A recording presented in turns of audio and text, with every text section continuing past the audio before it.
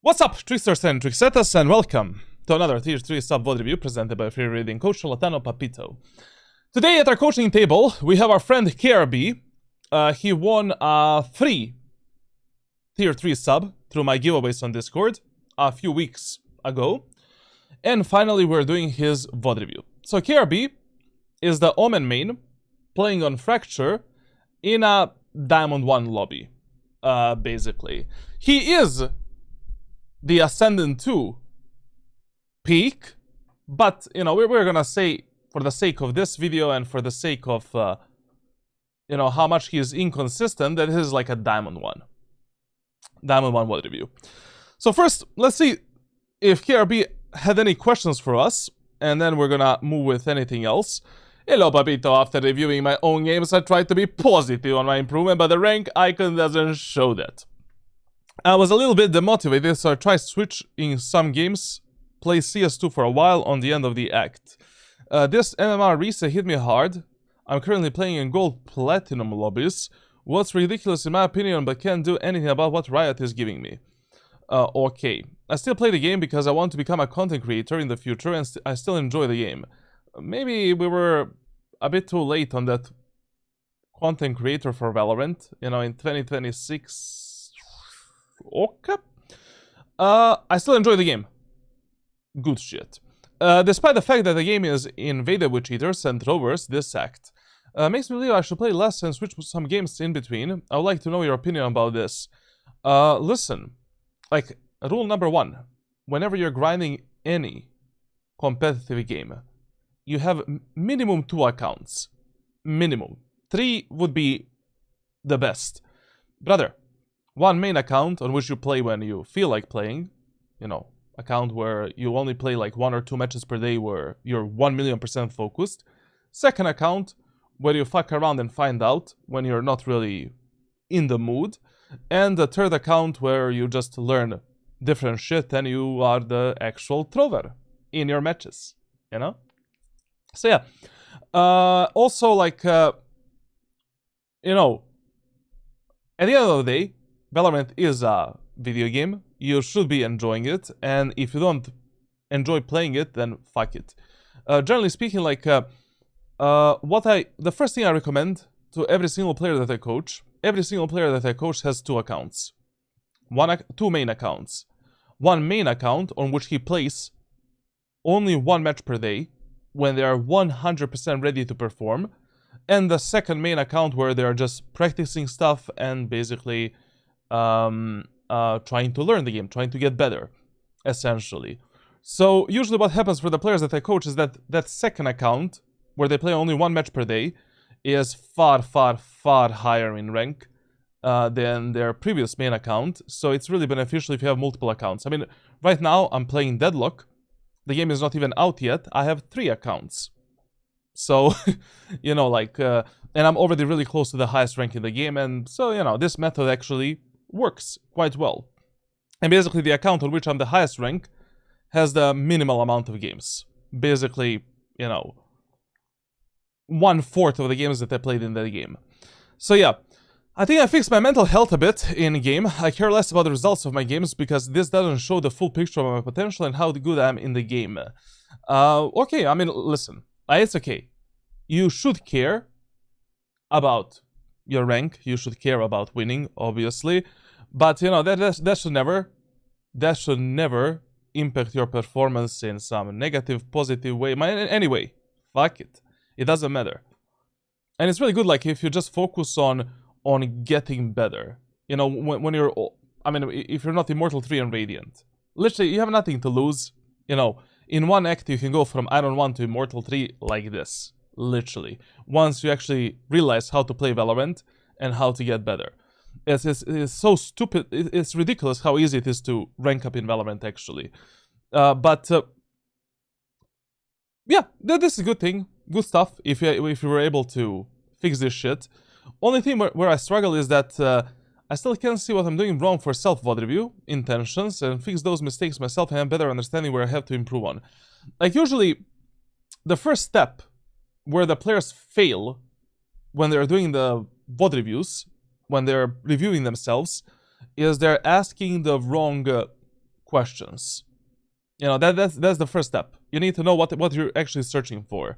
So I'm gonna share after this VOD review some blueprints with you that you can use to, you know, always find some solutions for yourself. That's it. I uploaded a fracture game. This was eventually, okay, but I think it will give you a clear idea what I have to improve on. I stopped feeling I mainly play Omen, Brimstone, and Gecko on some maps, but I insta-locked Omen for a while, and it clearly made me better at the game. It showed that my solo input went better on most of the maps, so I'm gonna keep playing Omen until the end of this sect.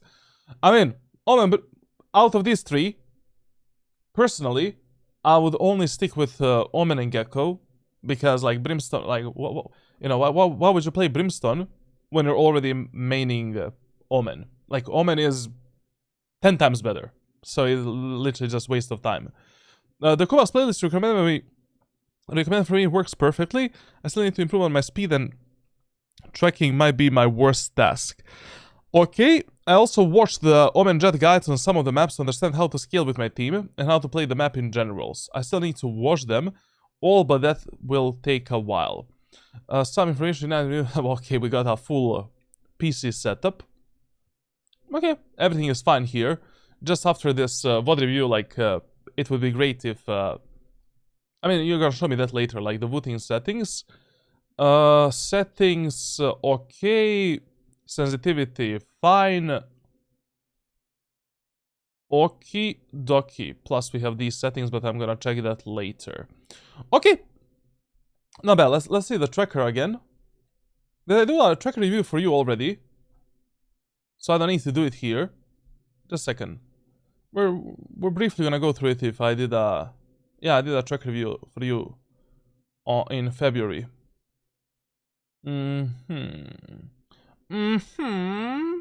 Okay. Let me see what I recommended. Aim training. Surprise, videos. Good stuff. Okay. Yo! Quest to Clutch. Thank you for the Prime Game sub, and thank you for scamming Jeff Bezos, bro. And enjoy the playbook, obviously. Okay, so this act, you started really well. I'm not gonna lie. In terms of the win rate. Still, I mean, your overall impact for this elo can probably be better. I mean, I don't know how in Diamond 1 we're only outputting 130 ADR, and we're hovering around 1 KD. So we need to see, you know, what type of fights you're taking, what's actually the problem in the fights, and how you can be more efficient there. KST is also, it can be better. You know, you still have like 2-3 times during a match where you die and there's absolutely no reason to die. Like, we can prevent like 2 or 3 deaths.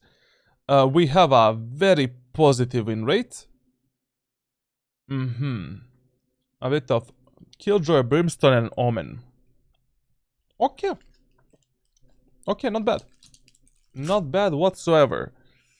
Let me see the other stats. Clutch percentage abysmal. We can do something better in 1v1s and 1v2s. Then what we else...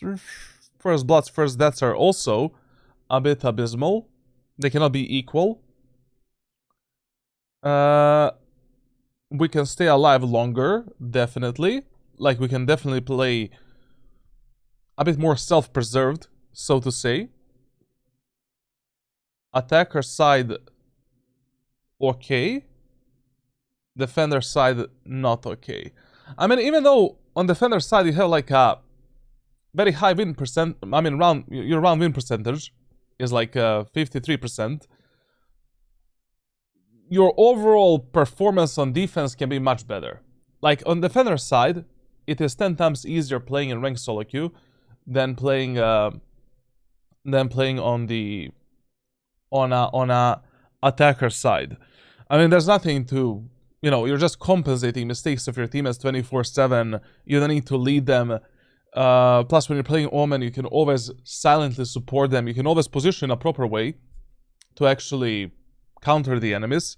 So I don't know, like, what's going on there. When it comes to the main agents, I mean, like, listen. If things are working out for you, I don't know why like I usually never change anything if things are working out.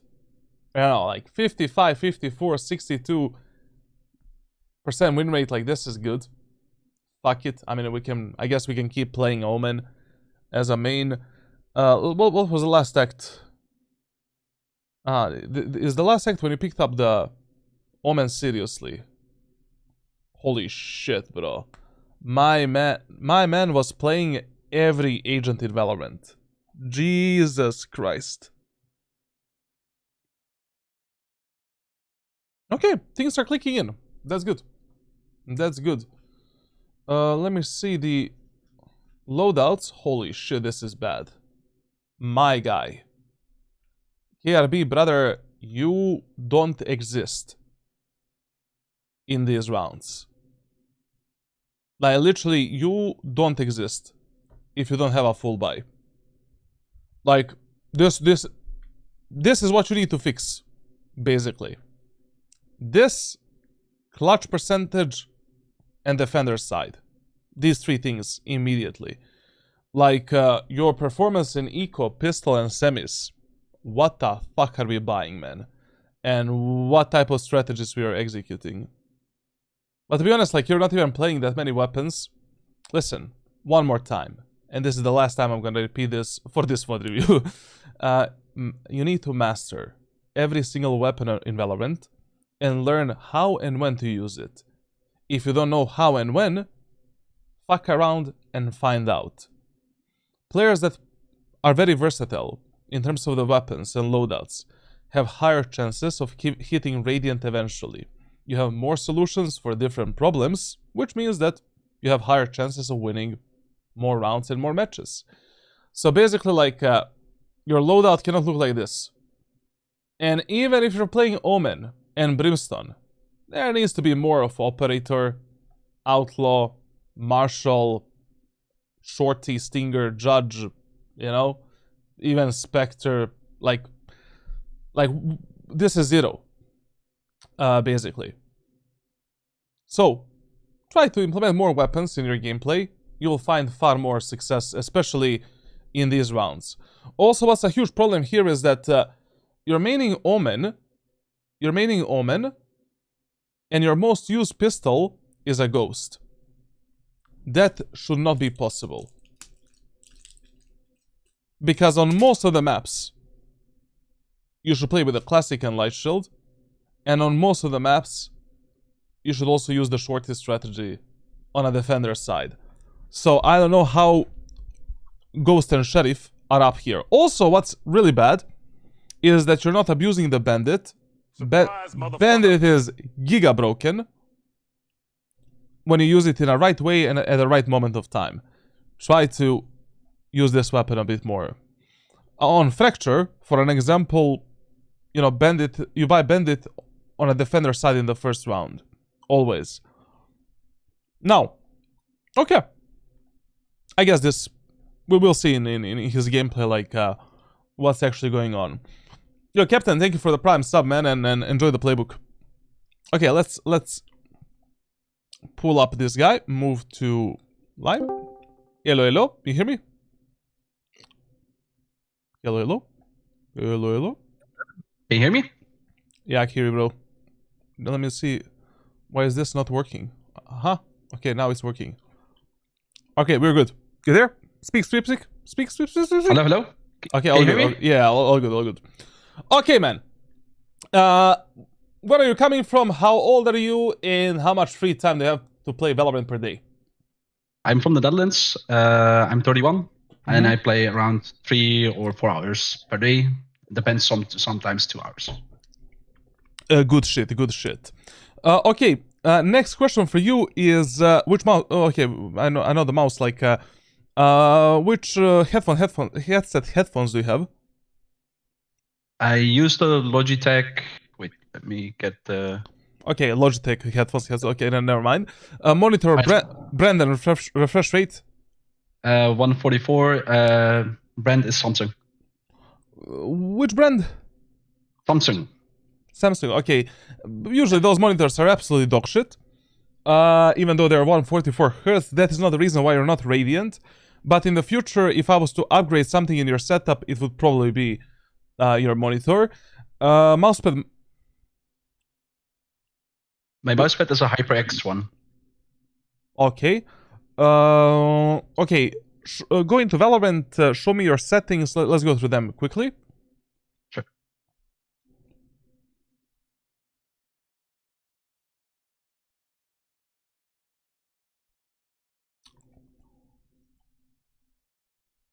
Is this a screening for your pro team? What? Nice interview questions.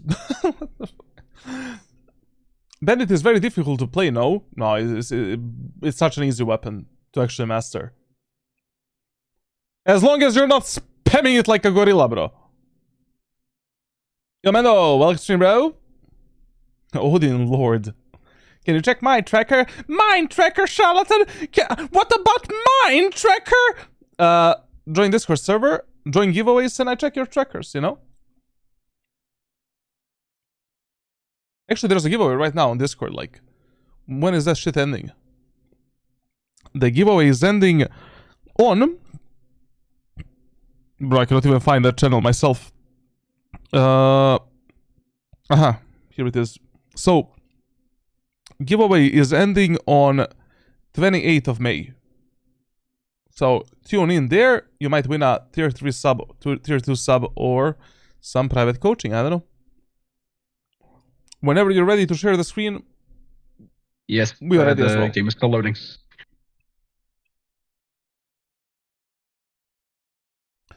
In this, I grant from P2D3, but I stack there. Do you have any advice to hit Ascendant? Yes, I have plenty of advice. A lot of advice. I'm very grateful to know I've been stacked on Plat for a while, and now I'm Ascendant 1 thanks to you, Big Love. No problem, my man. Can you hire me in your pro team? Yes. I'm gonna hire you in my pro cock-sucking team, Aman. You're welcome. Okay.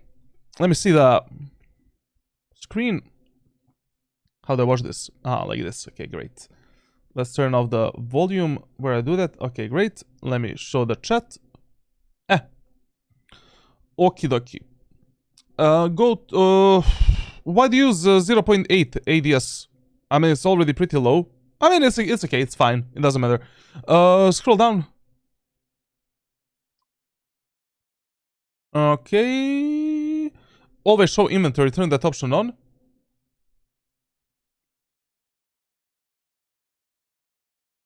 Brother, we got banned on TikTok, man. Jesus Christ. Scroll down.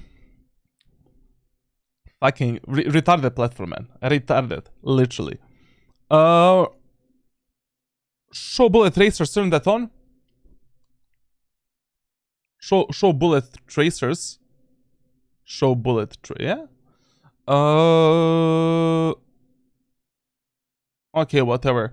Go to controls. Scroll down. Okay, equipment. You need to have some kind of a button assigned to toggle zoom level. That option allows you to freely switch between 1x and double zoom on operator. Very, very important when you're mastering the operator and when you want to use the operator. So usually you can put anything that is on your, I don't know, mouse wheel up, mouse wheel down, side mouse buttons, something that you can hit with your left thumb on the left hand. That's also fine. So yeah. Scroll down. Plan diffuse equip spike. Put it on 5 instead of 4. Auto equip skips melee. Turn that on. Yep. Scroll down. Okay, communication. Tactical calls in the chat. Turn that on. That's your secondary minimap, basically. I would highly advise you that your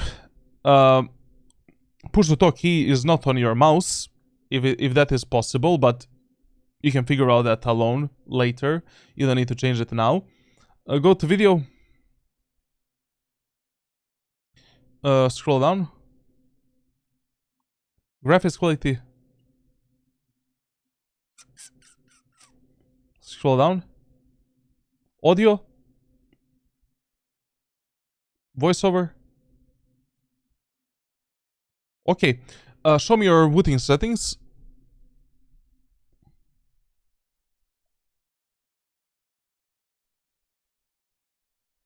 Okay, can we enable the TikTok streams again?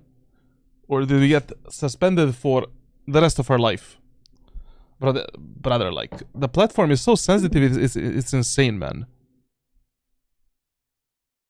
Bro, I said I just wanted to sign Omen into my cock-sucking team, bro.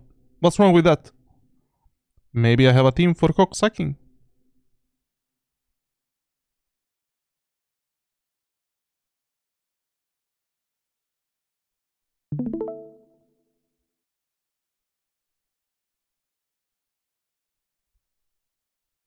Fuck, we got banned for 3 days, bro.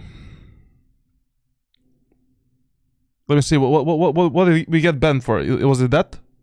Just a second, I need to hear it myself. Right.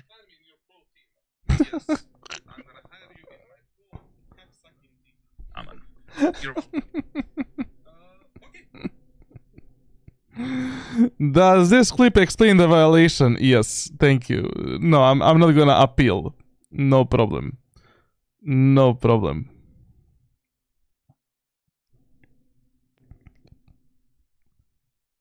No need to appeal. No need to appeal.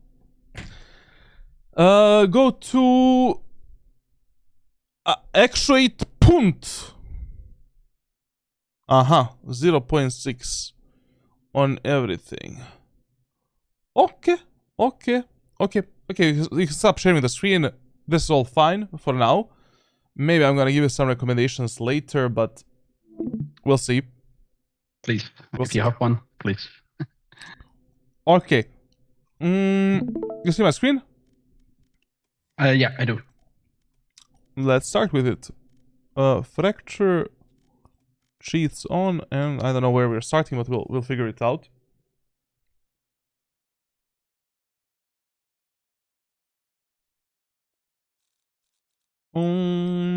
Omen?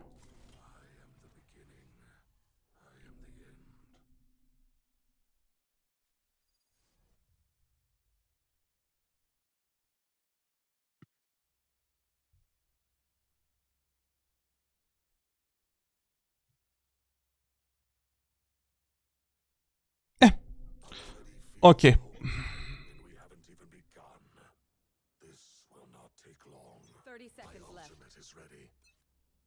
So, we're starting on the defender side, actually. Okay, great. Let me just switch the team. Listen. So, you get in a game of Valorant. The first thing you ask yourself is like, how the hell should I play this map? Like, what should I do on both attackers and defenders side? What type of rules and solutions I need to apply? And also, like, what should I do with my team composition against the enemy team composition, and how the enemies can fuck me up. So, first of all, when it comes to Fracture, on a defender side, Fracture is a fast rotation map, which means that you're not really that concerned about the map control on this map. Like, you really want to just play the raw refrag game, play with your teammates as much as possible, preserve the numbers, convert the numbers into a round win. That's it. Generally speaking, you're never willing to die alone trying to defend A site and B site. Fuck it. You know, abuse some off angles, abuse your paranoia, some good setup outplay to maybe get a kill. If you don't get it, it's okay. We can play a 5v5 retake, no problem. Now, on this map, what is really important is that there should not be a single moment of time where we play super passively. Like, we need to be fighting for these 3 areas of the map 24/7. Of course, depending where you think, you know, the enemies are gonna go next. As a default positions, you know, default areas of the maps for which we can fight, we can choose the A main and B arcade. But obviously, you know, like, based on where you think the enemies are gonna go next, depends, like, where you should be fighting next. In B-Man, you really want to avoid fighting alone. Like, there should never be a moment of time where you do this type of retarded peek. And what's really important on this map, and what's a really good default play, is if we keep the control of the upper side as much as we can. Whoever controls upper side has much higher chances of winning that specific round, essentially. Now, in the first round of Fracture, it doesn't matter which agent you're playing, you're always doing the same strategy. So, you tell one of your teammates, hey, one of my teammates, can we do a shift push slowly through the dish area of the map and see if the enemies are there. You jiggle pick this angle with your teammates and you clear it. 3 things can happen. Number 1, you see nobody here. No one is making sound in Omen as well. You have no info on the map whatsoever. Shift up, continue the push, clear all of these angles one at a time, then run until your sound circle hits this part of the wall. Then we're shifting up again and we're going for a 2-man fast lurk flank connection with our teammates on the B side. And we clear this whole area of the map and we are on a very, very good foot to essentially fuck up the enemies from behind. Now, if enemies are going A and you don't see anyone here, like, just immediately go back towards the dish, defend the A side, that's it. If you engage in a duel here, finish the fights here first with one of your teammates, try to kill these enemies, and then once again come back to help your teammates on the A side. We cannot play the first round passively and statically.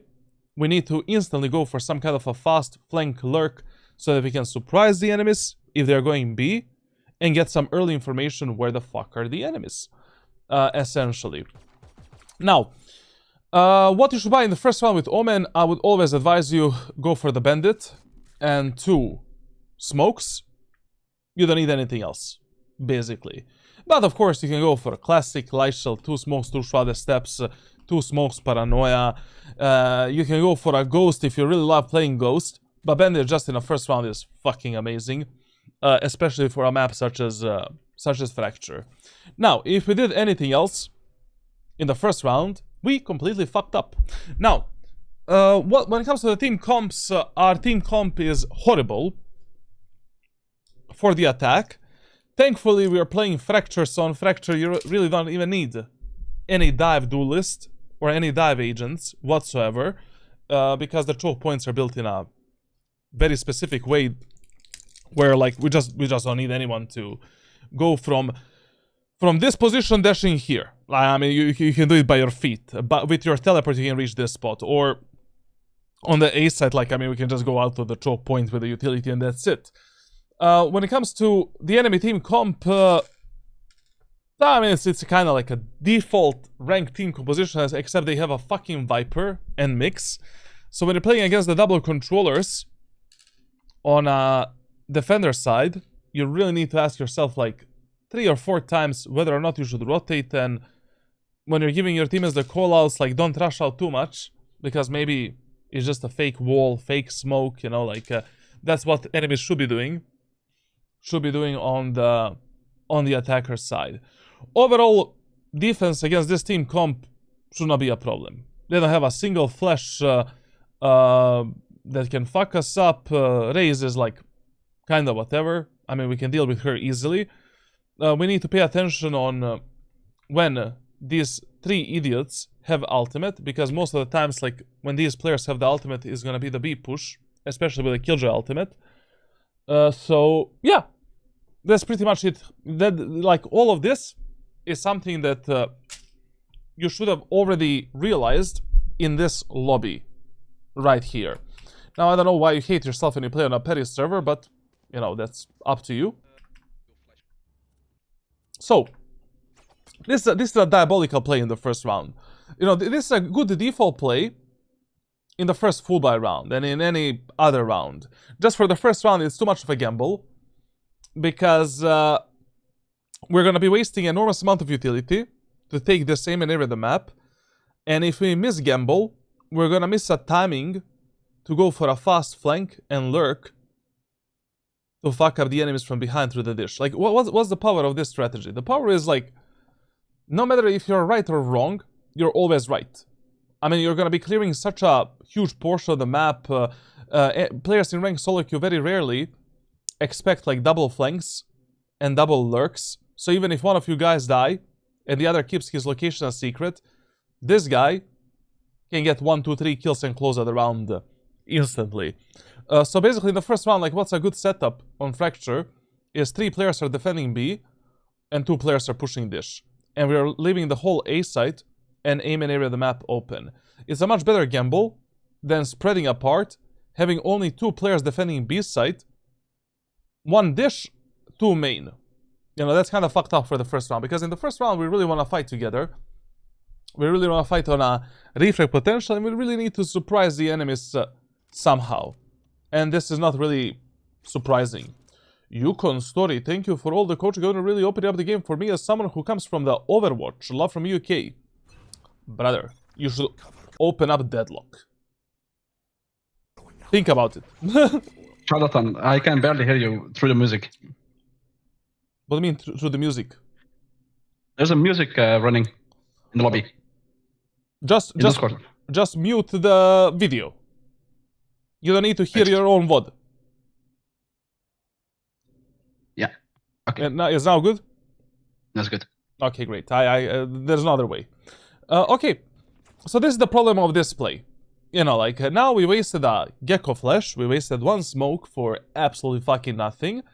And basically, like, you know, already at this moment of time, at 1:34, you would have been somewhere around here. You know? You would have been ready to give your teammates maybe this smoke in combination with a B-man smoke as well. You know? And we would already be somewhere around this area of the map at 1:30, ready to, you know, give enemies some backshots and to fuck them up. So that's why in the first round, you always want to play like this. Also, in ranked solo queue, 60 to 70% of times, in the first round, is the B push. 60 to 70% of times. So it really doesn't make sense fighting for the aim and area of the map, or like, or doing whatever the hell with it right now. That smoke was horrible. You know that already, obviously. Like, just listen. Like, a bad smoke is a bad smoke and it means absolutely nothing. A fast bad smoke, nothing. A precise smoke that is a bit slower is always better. Relax, okay? You hit a wall, you know, get in a shadow form, get in this world form, whatever. Like, I don't know how we call this anymore. And then, you know, recorrect your, I'm hitting this wall, now I'm gonna do the smoke there. So, that smoke that you give to your teammates, literally nothing burger smoke, and it's gonna be interesting watching your teammates die in a few seconds. Also, I'm amazed that out of this whole screen right here, you decided to put your keyboard and mouse on the minimap. I know. Don't talk about it. My guy has, like, here. Like, just look at this part of the screen, bro. Like, there's nothing. There's nothing there. Nah. I'm just gonna slap it across the minimap, so this guy... Yeah. He has harder time seeing it. Spike down, B. Okay, listen. So, if you lose this round, we only lost it because you don't know how to play the first round of Fracture. All of this is explained in the playbook. Like, basically, the problem of the first 4 rounds is that everything is kind of set in stone. Like, on every single map. Like, the first 3 to 4 rounds. Like, depending what type of economy you have, depending what type of a team copy you have, and which map you're playing. Like, stats tell us what to do because, I mean, I cannot be doing random shit, random stuff, because I don't know who am I playing against and who am I playing with. Now, here one is the problem that we have, is that with a bandit, you really need to slow down a bit, and this should have been our kill. Like, bandit is not a ghost. If you hit, on this range, you hit 1 proper headshot, this guy is dead. So don't rush at your shots so much, like, bro, like, here, look at this. Both you and Killjoy dropped 3 bullets onto each other. And both you and Killjoy didn't hit a single bullet onto yourself. Keep in mind. Diamond, Ascendant, Platinum players are still trashkins in Valorant. You know, like, they still don't know how to play this game properly. Half of them don't know how to hold the mouse yet. So, take your time. Like, it's far more important for you to be precise than to rush out things in this game. Precision over speed in everything that you do. So here, you take this fight with this Killjoy. Do a micro correction. Then, with your movement, try to correct your crosshair a bit. And then go for a shot. Oh, actually, you hit her one time, like, congrats. Also here, we can see that we have a bit of a problem with your movement. Like, already in the first round, a few shots went to Jesus Christ, but that's something we need to correct with the training. Viper was main. Okay. Here, like, this is a mistake that you did here. So listen, we ended up in a 3v3. Thanks to our Gecko. So, what we should do right now? Just continue fighting with the Sage. Why would you go into Canteen, leave your Sage on this godforsaken wall right here, and leave the Sage to fight 1v1, 1v2, 1v3? Brother, this is perfect. Our Gecko is on a flank lurk. I can fight with the Sage, use her as a reflect tool. This round is starting to look better. Here, when the Sage got a kill, just stay here. Let's kill the Mix. Let's kill the Killjoy. And then there's only Viper left to deal with. Like, I don't understand your idea here. Why do you need to go into the Canteen? What's the point? Like, the whole point of the first round is to play this type of a refrag game. And to put yourself into this position. Tell me, why did you go into Canteen?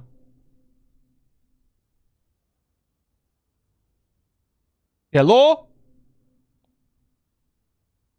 Sorry, I was muted. Yeah, you're muted. I was trying to take more space for my team, so they don't walk behind me.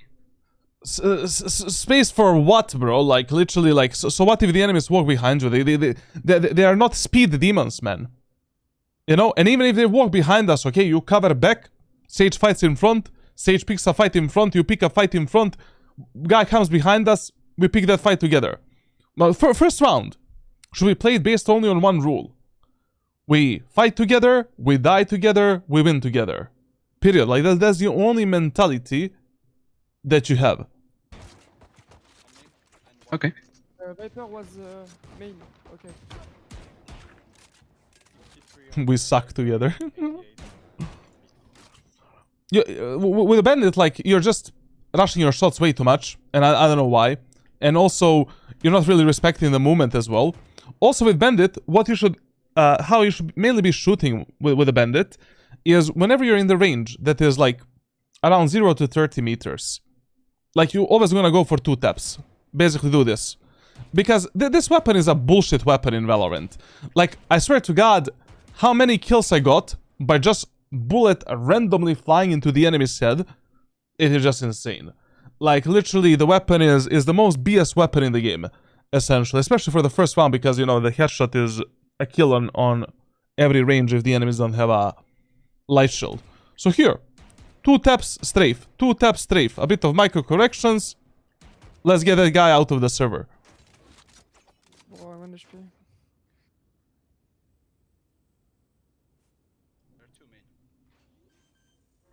Continue usually her shit food, unfortunately. Spike planted. Okay. Try to wait a bit. Brother, may I ask, like, what the fuck is our Gecko doing, man? Like, wasn't he in Omen behind the enemies? Just a second, I'm just looking at the minimap. What the fuck did my dude do, bro? Like, enemies are pushing B side. My guy is going through the A main, all the way onto the dish, all the way onto the arcade. I'm coming. Bro is crazy, bro. Try to wait a bit. And somehow we win this map, or this round. Now, one thing that you should have done here, before this smoke expires, you should have just spotted this smoke to see what enemies are doing and how they're positioning. Also, Another thing that you should have done is you should not have used your smoke. I mean, like, if we're not ready to go for this retake, it's another just wasted utility. But this whole round would have been like 10 times more simple if we did the play that I told you to do. Okay, let's go it. One enemy remaining. Okay, nice. Flash. Flashing. The only problem, you know, for you is that you're shooting blind shots. Like, you know, you put a blindfold and you're just trying to hit someone. Relax a bit. You know, like, I don't know, you fight like you're gonna die in real life. Chill out. Like, you know, these guys already missed like 25 shots onto you. They're shit, bro. Like, relax. Like, one bullet, that guy is dead. You know? And you need to pay more attention on this timing to stop and shoot. Like, out of the 15 bullets that you shot, 5 bullets went to another dimension, basically. Relax, like, you know, take a shot when you fully stop and that's it. Like, one problem that you might have is the problem with the voting as well. You know, 0.6 actuation point on voting is really fucking low. Really low. Like, for example, I use 1. Even on my WSD. Because 0.6 is mega low. And if you cannot hit this timing to stop and shoot right, it's maybe better if you use a bit higher extraction point on the wooding.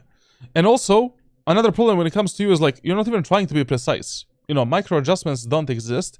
Thankfully, I have enormous amount of Kovacs playlists and aim trainings for micro corrections, so if this is your problem, I'm just gonna give you one and it's gonna be fixed.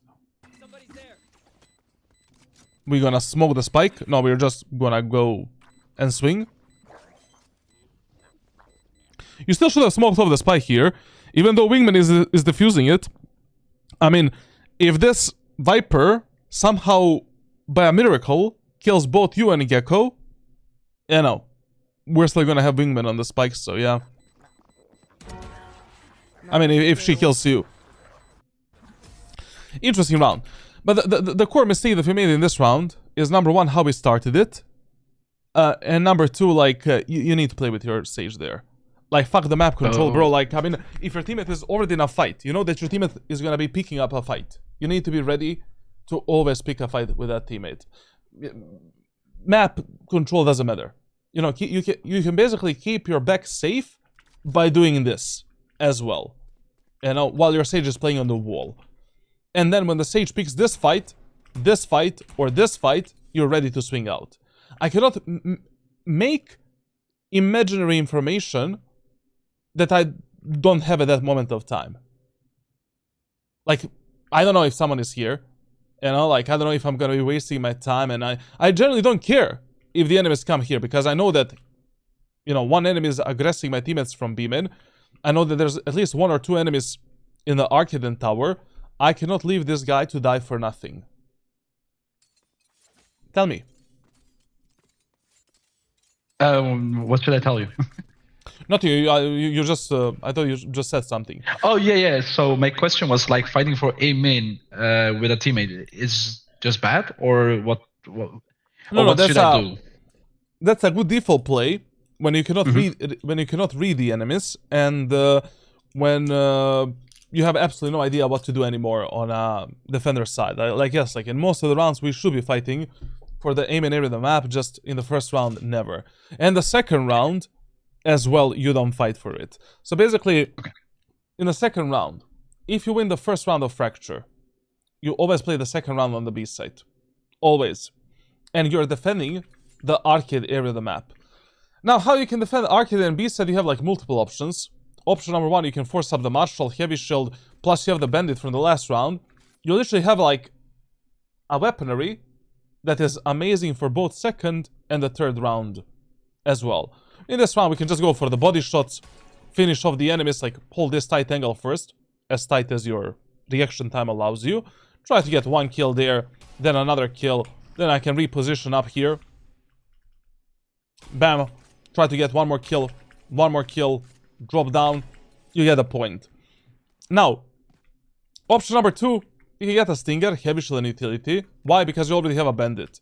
you know, we can try killing the enemies with a bandit, baiting them a bit, and then when the enemies are coming onto sight, we can just mow them down with a stinger and finish them off. Option number 3, you can go with a Spectre and Bandit combo, since you already have a Bandit from the previous round, and the most optimal option is like, you can get a Bulldog and a Heavy Shield. You can also play with a Judge in this round, if you save the Bandit or Sheriff from the first round, because then we're gonna have a really good weapon for the third bonus round.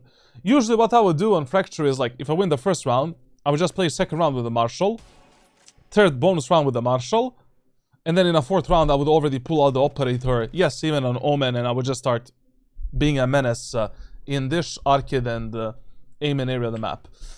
This round, there's no ping for the live stream, what?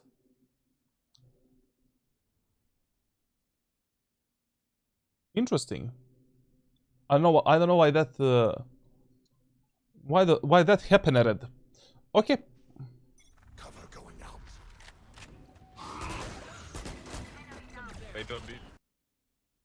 How did that mix didn't get flash faster? Like what?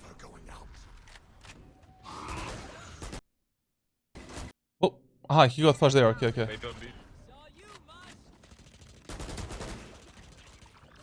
Spike down A.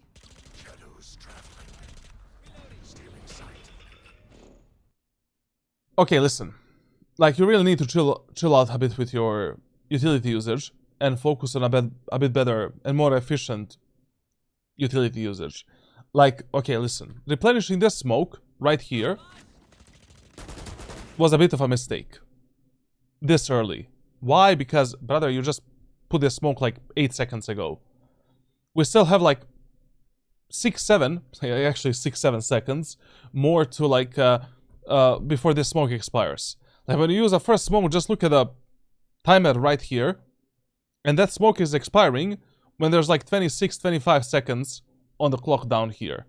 Why would I use my smoke, you know, right now? Relax a bit. We still have 3 more seconds, like we can just hold this smoke and then, you know, replenish it. This Paranoia does absolutely nothing. Like you only want to use your Omen Paranoia to either support your teammates, support yourself, split the enemies apart, and that's it. You never want to use your Paranoia to push the enemies back and to stop the enemies' executes. It's just a waste of such a good ability. You want to try catching enemies off guard with it, trying to get the kills, trying to get the picks, trying to support your teammates that are getting the picks. It's a big ass fucking flash. Like this is just a complete waste of it. I would never in my life use a flash that is like this, for an example. Like I'm playing on the A side, I know that enemies are in the A main, they still didn't cross an inch out of this smoke, and I do this. Literally waste of Paranoia. The only time when I would do something like this is if enemies are splitting me apart. Like one enemy is dropping from the dish, enemies from the smoke can peek me.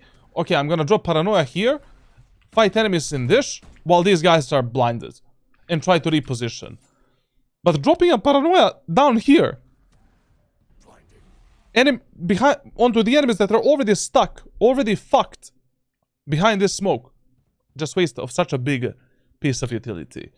So, you know, we could just wait for the enemies to start scaling out here, hide here, bam, drop a flash, bap, bap, bap, get one more kill, reposition.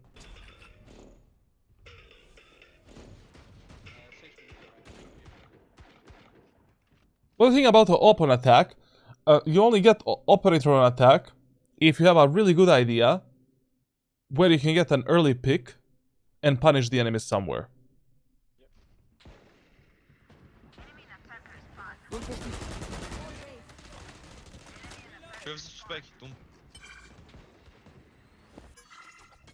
Okay, we need to take a look at the dice. You should have taken the full dish control here. I mean, a bit deeper angle. Like basically, your main job, like on a defender's side, is to abuse as many angles as possible, safe angles, before you end up in a 50-50 fight. So, you know, there's no way that enemy is already dropped. You know, your Sage just came from the dish area of the map, like she cleared it early on, so, you know, and you're behaving towards the enemies like they're Sonic the Hedgehog, bro, like they're speed demons on the map. You have plenty of time to take an angle like this. Bam. Now we try to delete that enemy. Now we wait for him to drop. Then fuck him up when he drops down. You know, all of these fights are pretty safe. And then, you know, we can use this angle to take one more fight. And only then we need to end up in some kind of a 50-50 fight. Like here, I don't know, why would I be losing information in the dish when there's no chance that an enemy dropped. Cover going out. And this as well, like, I mean, like, listen, if your teammate is covering left side, your smoke is not a wall. Like, now we lost the full info when it comes to the dish, CT, tower, sands, Omen. We only have this control right here. So, what we should be focusing on is that smoke that you dropped. Healing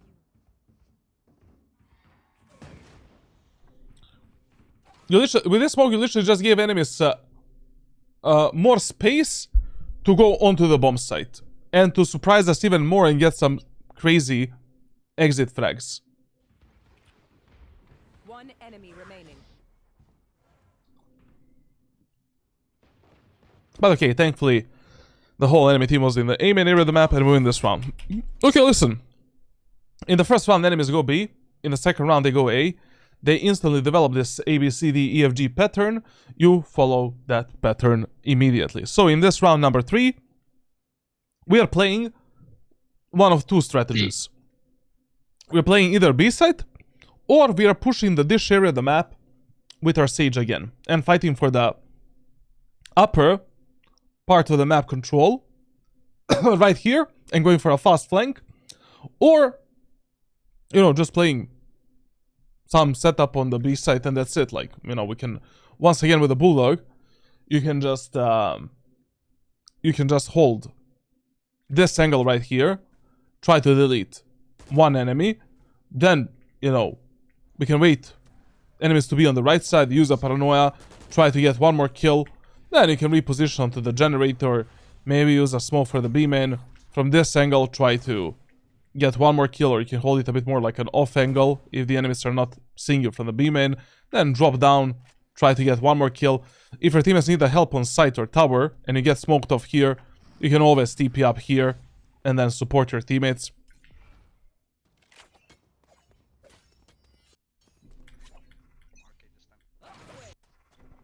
I scroll through this round because I know that there's no way that after that round, enemies are gonna go A. Literally, chances that enemies go A again there is below 20%. They already saw that you and Gecko, and even Sage, are fighting really aggressively for the A side control. Why the fuck would they, you know, decide to go onto the A side when they already know that only two players, Fade and Reyna, are defending B? Brother, Fade and Reyna, they just can't defend the B side. I mean, unless they get some crazy kills. One spoon, one spoon. I'm going. So yeah, I played the fast rotate here. Okay. On the information that I got from my team. Or from my team. Yeah, you should. Yeah. Basically, the first 4 rounds on a defender side of any map in Valorant.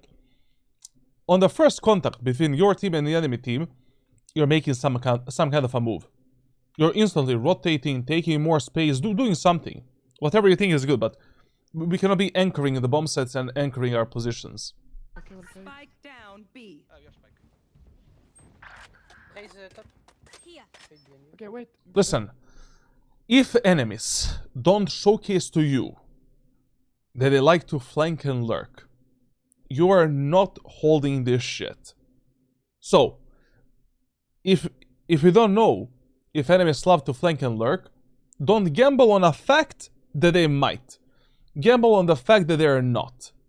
Unless it is super obvious. So here, first 2 rounds, enemies played together as 5. No one was lurking, no one was... They were not even splitting the A side. They did a 5-man push through Omen. So, here, I just gamble on a fact that a Raze with a fucking shotgun and a gun now is on the tower. Fade is probably in the B-main or arcade, and I'm just gonna be fighting up front. And if I see that on the minimap and on the map, I don't see the Fade for the next, I don't know, you know, 10 seconds, then I'm maybe gonna check my ass to see if she got some good timing to backstab us. Please. But this is just waste of time. Yeah, One flashes. enemy remaining. Okay, nice. Also, I don't know, buying Bulldog in a second anti-eco round when you already saved the bandit. I didn't buy it. I had that from the last round. What? The Bulldog is from the last round. I know, but I'm talking about the last round. You know, like, it's better if you combine the bandit with a Stinger, Judge, Marshall, you know, like, bandit is already super fucking powerful weapon. And like, I really don't see a need to play a bandit with a Bulldog. You know, it's better if you save a bit more money for the round number 4 or 5 and maybe even get the operator, you know, pull out the big guns. Odin, I don't know, I've seen that you like playing Odin.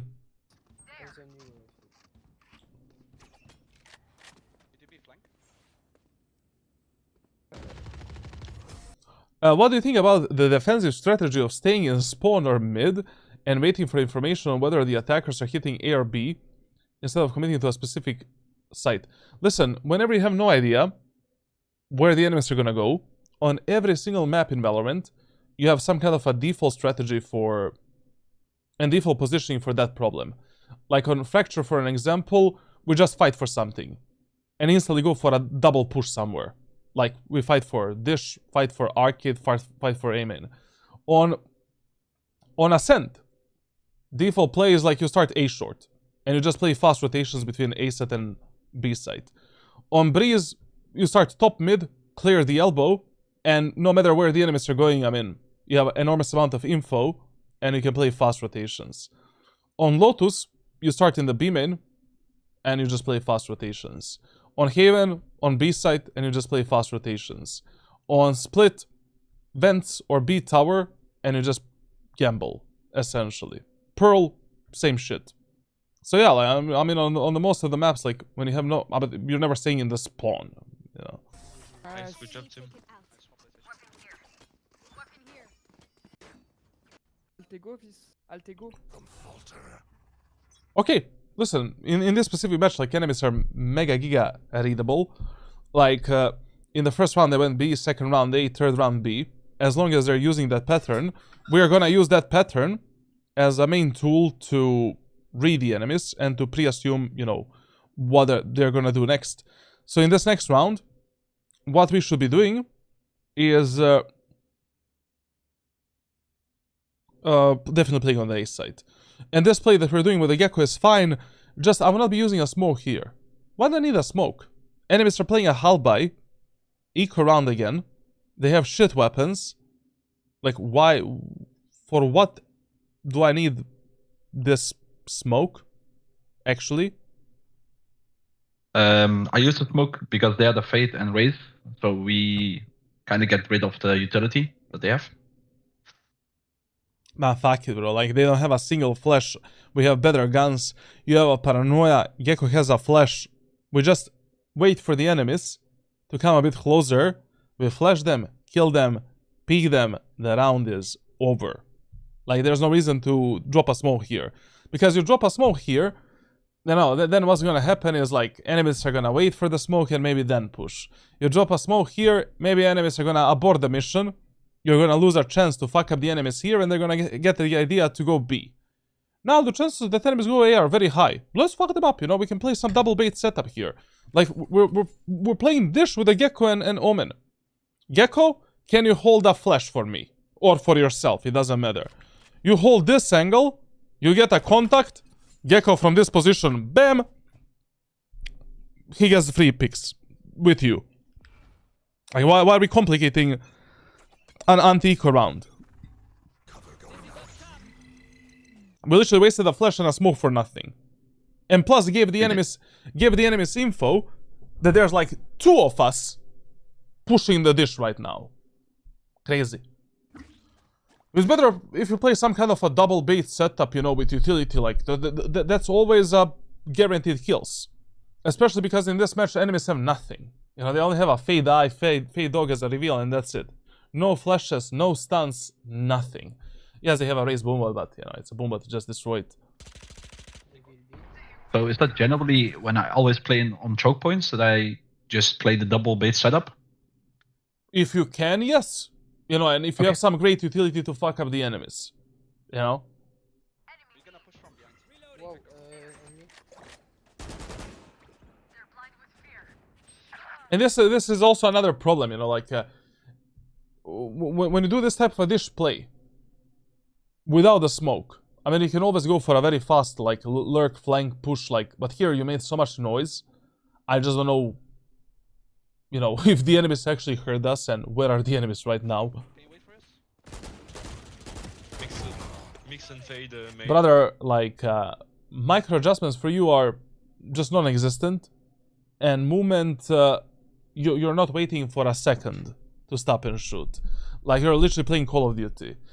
My aim is bad right now, but this is just criminal that you're missing the shots because of the movement. You know, primarily.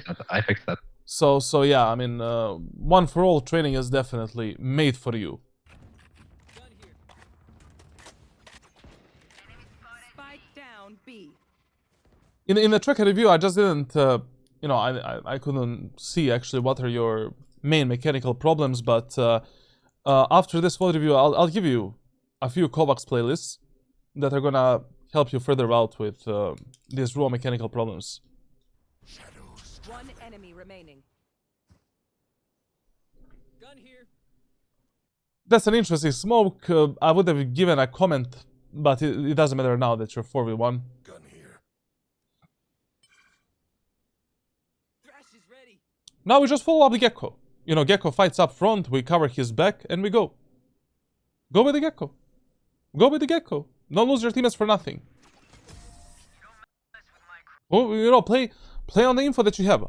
You're consistently making up some information. Brother, you're not Nostradamus, man. Like, I'm like, the worst thing you can do in Valorant is play by your feelings. Oh, I feel one guy is flanking, I feel one guy is... But you don't feel shit, bro. Play on the info that you have from the previous rounds, from the current round. Play based on the raw data, analytics, and that's it, bro. Like, it's 10 times more consistent. Here, you know, in 3 rounds, enemies didn't flank lurk. There's a huge chance that enemy Killjoy is here. I'm gonna just follow up my Gecko, cover his back, he covers my back, and we just fight together. We take the full B-man. Aha, now Killjoy is somewhere behind us. And now we just cover the choke points. I don't know why you're making up info out of nothing.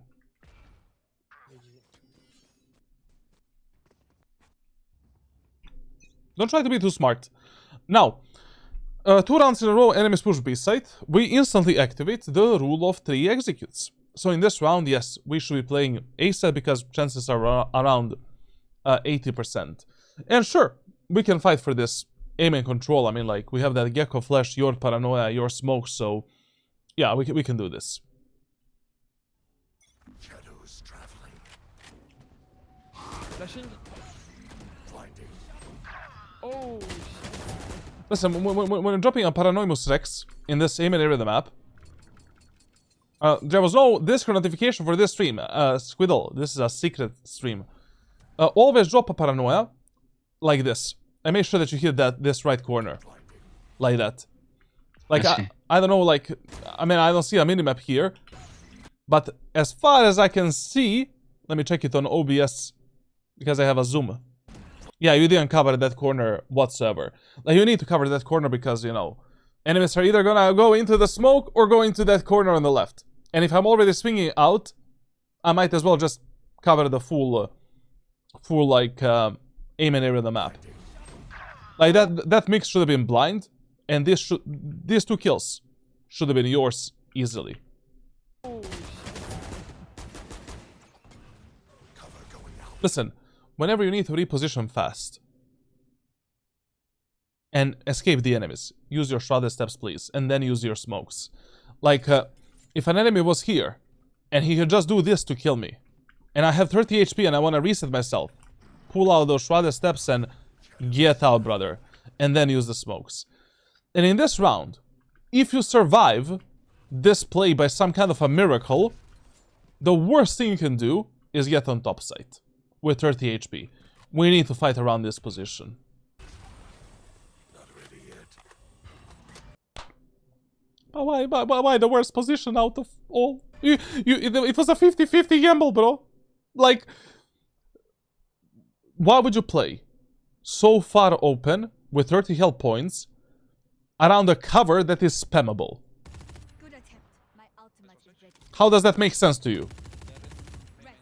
Doesn't make sense, but I tried to get an angle on what's it called, the heaven area on city. Still, you know, like, no, you could just cover CT from this brick that is not spammable. And from this position, take the fights with your Sage, with your Fade, and that's it. Like, safety is your number one priority right now. We made a numbers advantage. We are 4v3. Especially now, here. When your Sage got a kill. You instantly drop down, reset yourself.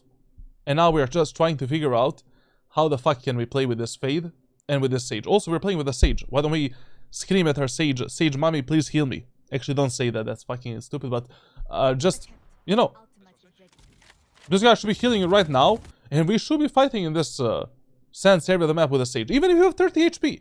I mean, we cannot be losing our Sage on that wall for nothing. Even with 30 health points.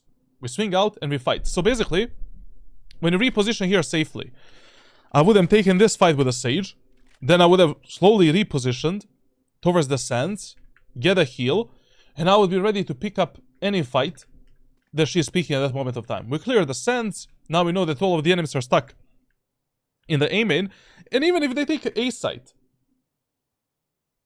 by some chance, it doesn't matter. We are 3v2, 4v2, this round is over. Dexter also, man.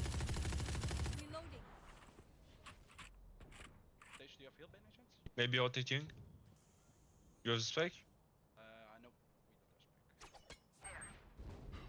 This is also crazy, man. Like, you never jump spot the angles when you're very low HP. Angles that are super spammable. Like, if you're... I would never jump spot around some cardboard, some paper wall, like, ever. If I have only 30 health points. Like, it is so easy for the enemies right now to kill you. One enemy remaining. Here, instead of jump spotting, you should just be baiting the shit out of your teammates, letting them get the first contact, and be ready to swing out together with them and get the kills. And that's it.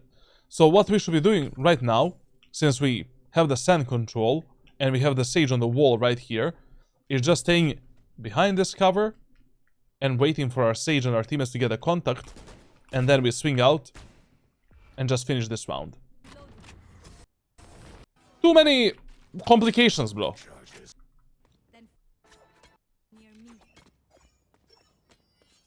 Now, in this round, I will play B set again. Reason is very simple. You know, enemies, now we completely fucked up the enemies on the A site. We stopped their push completely. Anyways, enemies were more focused on B rather than A. I would instantly once again activate the AB rule, and once again I would just be fighting for the arcade control, and that's it. And usually when the players have Raze ultimate on this map, they have idea to go through the arcade and, I don't know, use it on tower or something like that. I don't know, that's 60% of times Raze players love to use ultimate on B.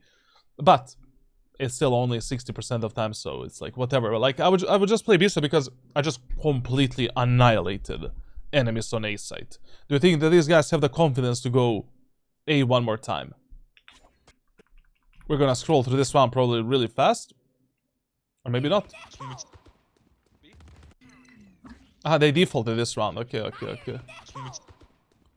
Brother, this Sage with a Ares is insane, man. Like, she is killing enemies with a Ares for the last 4 rounds. Like, what the fuck are these guys? This is what I would try to prevent. You know, this type of a kill on your Reyna. 60% of times in ranked solo queue, if you see that Raze has the ultimate, is the B push on Fracture. And especially, you know, if you've already been stopping the enemy's pushes on A, you already fully locked it down, enemies has 0 success taking it, you need to feel, that's where you need to feel the game a bit. You know, like you need to feel what level of threat enemies feel on each part of the map. Like on the B side, they had a bit of a success. I mean, at least they planted the spike. They took the arcade, they took the tower, you know, like they were taking some space on A side. We were just mowing them down. So that is where you can activate your feeling, but that's also just information from the previous round, so you need to be thinking a bit. So, listen, I'm gonna give you a training that's gonna activate that part of your frontal lobe a bit. You know, like you need to start thinking a bit more about what enemies are doing, what are their patterns, like how should you position yourself according to these patterns, etc., etc. Obviously, you're not gonna learn everything, but at least you're gonna be thinking a bit harder, you know, what you should actually do on a defender's side. Because there's no way in hell that 6 rounds in a row you play A side. That doesn't happen ever in any match. No. Gonna smoke off you, man. Cover going out. Okay, I love this pathing here. Not bad. Spike down B. Let's kill the Croatian guy. Oh! Hello, Mr. Mix. A bit unnecessary styling, but I love it. You know, I love the play. Like, just, it's mega unnecessary, you know, like, to risk anything like this. It's 4v1, just finish this round, but okay. If you're, like, 99% certain that paranoia hit him, sure, you can do this shit and just make a clip out of it. I mean, I didn't show the play before, so he didn't know. Man, even if you show the play, like, it's impossible to kill the Omen, you know, once you're blinded like that. But, it was good. It was good.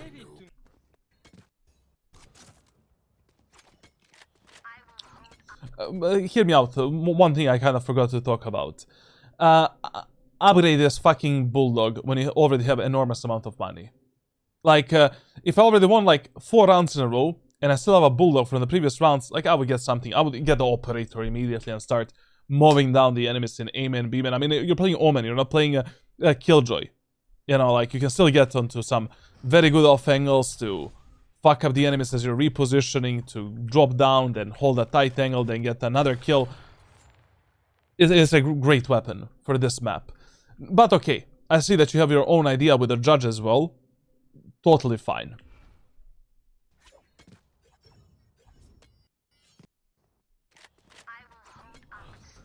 But in this round, I would actually not play and fight for Amen. Reason is very simple, like, listen.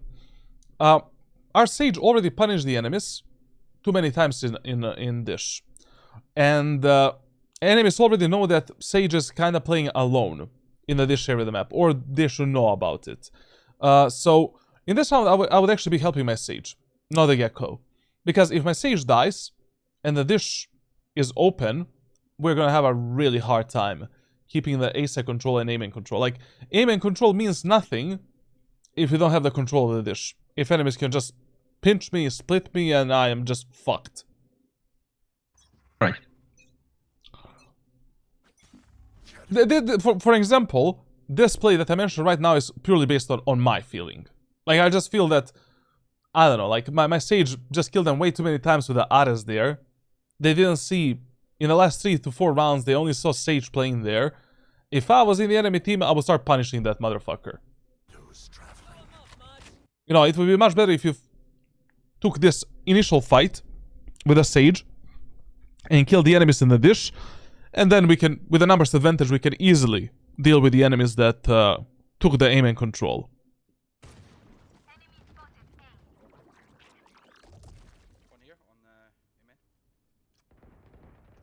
Listen, like, when you're holding the peak of the enemies, like, your crosshair needs to be based on how did you see the enemies peak that angle in the previous rounds, and also it needs to be based on which angle you're holding at that moment. You know, if enemies have a smoke here, there is no way that enemies are gonna go for a jiggle peek there.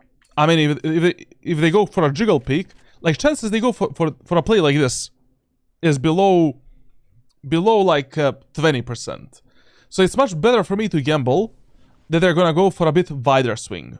And anyways, Whenever you're not certain whether or not enemies are gonna go for a wider or a short peek, it's always better for you to hold wider, trying to catch the enemy's, you know, wide movement. Because hitting this shot is 10 times easier than catching an enemy that is moving and he's gonna randomly stop. If enemies come to my crosshair, bam, they're dead. If enemies stop anywhere in this line right here, I just need to do a small micro correction with my left flicks.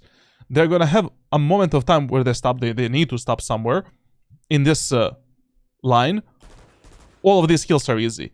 But catching an enemy that is moving and randomly stopping somewhere here is 10 times harder. Wow. So your crosshair right now should be somewhere here, not there. What do you think about the draft mechanic in Valorant? Like for the agents, would it work, brother? We needed that since 2022. Going out.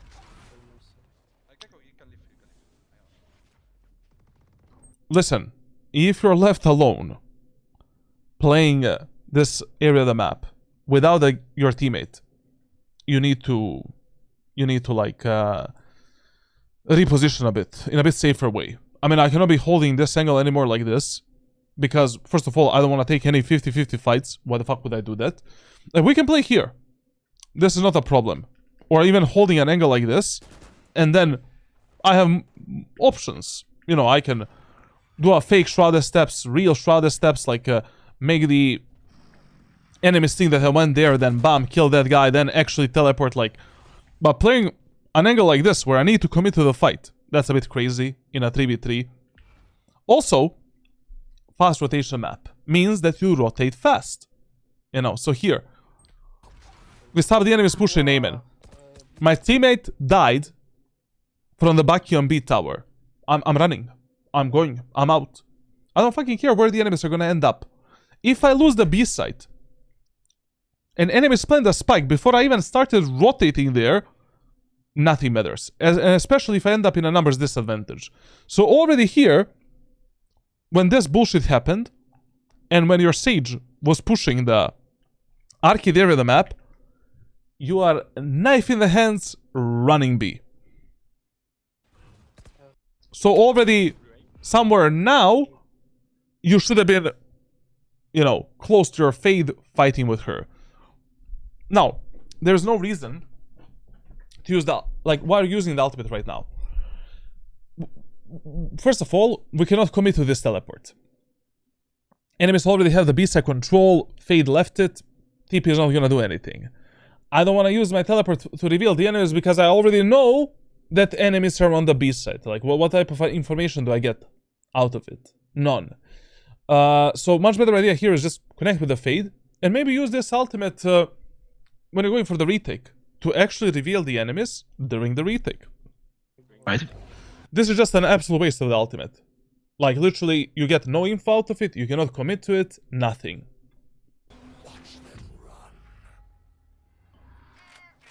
Well, maybe you can, if enemies are not there. But still, you know, this is that part of we're not getting any valuable info. Like, right now, I don't know what enemies are doing. I literally... I don't know if they're chilling in the B-main, in the arcade. You also didn't clear the tower as well. Enemies can be on tower as well. I don't know. Like, they might be running A. So much better idea was just, you know, knife in the hands, connect with a Fade, see what enemies are gonna do, and save this ultimate for the actual post plant to reveal their position so we can easily fuck them up as we go for the retake. Enemy remaining. We could have taken this frag even without wasting our ultimate there. You're right. Hey, Sheldon, I wanted to know how people can get the data common play patterns of players in solo queue. Very easy. You analyze that for 6 years. You take 5,000 pages of data, and then like you know, just like that. And I also wanted to know how to optimize gameplay for these solo queue patterns. Very easy.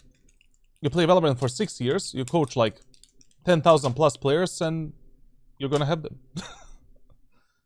Any info? I'm just joking. Like an average player, like just you know, you just need to track everything. Basically, what's happening in ranked solo queue. Like, you know, I wasted like in the last 6 years like 15,000, yeah, around 15,000 hours of my time basically, just for this fucking video game.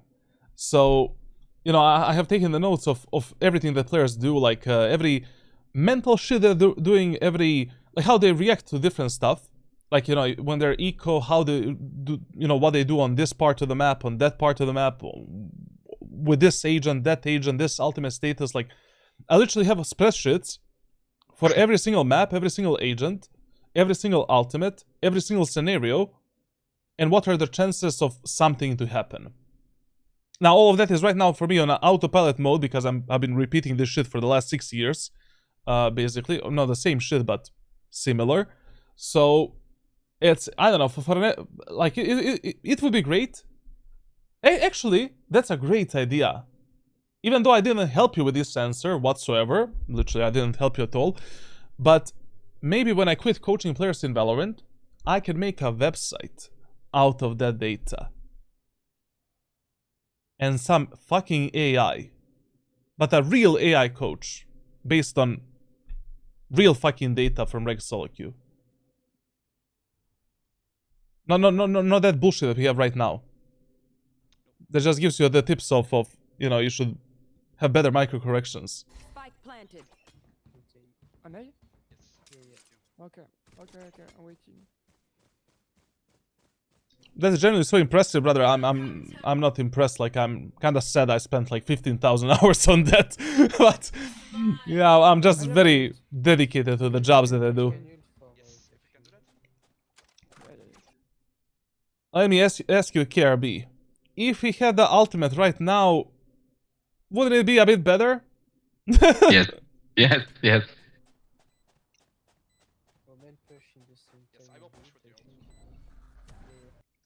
Once again, brother, we have Gecko's ultimate. Why are you using your paranoia?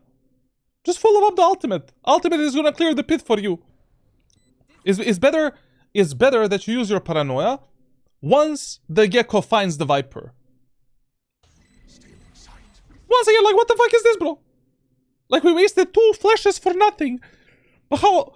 Brother, you know what are the chances that Gecko's flash hits a Viper in the ultimate? Abnormally low. And your flash, I don't want to even comment. Like, you're doing your flash like it's a nothing burger, like it's a mixed ultimate. You know, mixed ultimate you can use like this because it doesn't fucking make any difference. It's just a shit ultimate. Brother, paranoia is such a valuable piece of utility. Like, if Gecko finds the Viper, even if the Viper kills the Gecko's ultimate, you paranoid the Viper. Now we are fighting on the even field instead of that ultimate, and we can try maybe to kill her. Yeah, on this specific scenario, I don't know what to do. Watch. Okay, tell me. I'm gonna tell you what you should have done. First thing you should have done, when the Gecko didn't find this Viper somehow, is you need to place a smoke on top of this spike. You tap the spike, and now we play inside of this corner and wait for the Viper to come in, because the Omen smoke is almost like it's giving you exactly the sight that you have inside of the Viper pit, almost, like maybe 1 or 2 meters shorter. So basically, when you drop a smoke onto the Viper, onto the spike here, like this, and you tap the spike, and let's say I play on this corner right now, like this, I'm gonna be able to see the Viper here, here. She is the one in a disadvantage. She needs to spray the smoke. She's probably not gonna spray the smoke because she is in the pit, so she's gonna try to get into the smoke on timing to fuck me up. So the best way to counter this shit now is just dropping a smoke onto the spike, tapping the spike once, and waiting for the Viper to come in. Searching for the Viper like this is just waste of time. Like, there's just no way that we... I mean, like, she can be anywhere, literally. On me. On my ping. But once again, if we had our Omen ultimate, maybe in this round, maybe the round would have been a bit different. Usually that's how you want to play, you know, around the Viper pit when you're playing controllers. Like if you can somehow get towards the spike. Like, let's say, I don't know, Viper did the pit here, and the spike is planted here. If by some luck or something you got onto the spike here, just cover the spike with this type of a smoke, sit in one corner, you can maybe try half defusing the spike and wait for the Viper. Like, that is your best chance to win that 1v1. You're basically like neglecting, you know, her vision advantage. He says their bullets tickle. Listen, Fade Ultimate, Mix Ultimate, usually in ranked solo queue, this means it's gonna be the B push. Usually. And I will once again gamble on B. Once again, we have two plays here. We can take the dish together with our Sage and just go for a fast double flank lurk and take the upper part of the map. Or, once again, we can simply defend the arcade with our teammates and then decide what to do next. Spike down B. Now, you know, one huge problem of everything that I'm explaining right now is that, you know, I mean, I cannot teach you all of the patterns and all of these reads, you know, on every single map for every team composition and everything, but at least now when you play Fracture, if you see this type of bullshit, you need to be gambling on B set and you know, like just taking that arcade control, that is super important, and then deciding what to do next. So you're saying just go for the common place instead of gambling, right? I mean, a good gamble is gambling on the enemy's ultimate status, always. Like on a defender... Okay. I mean, I repeated this enormous amount of times during my streams.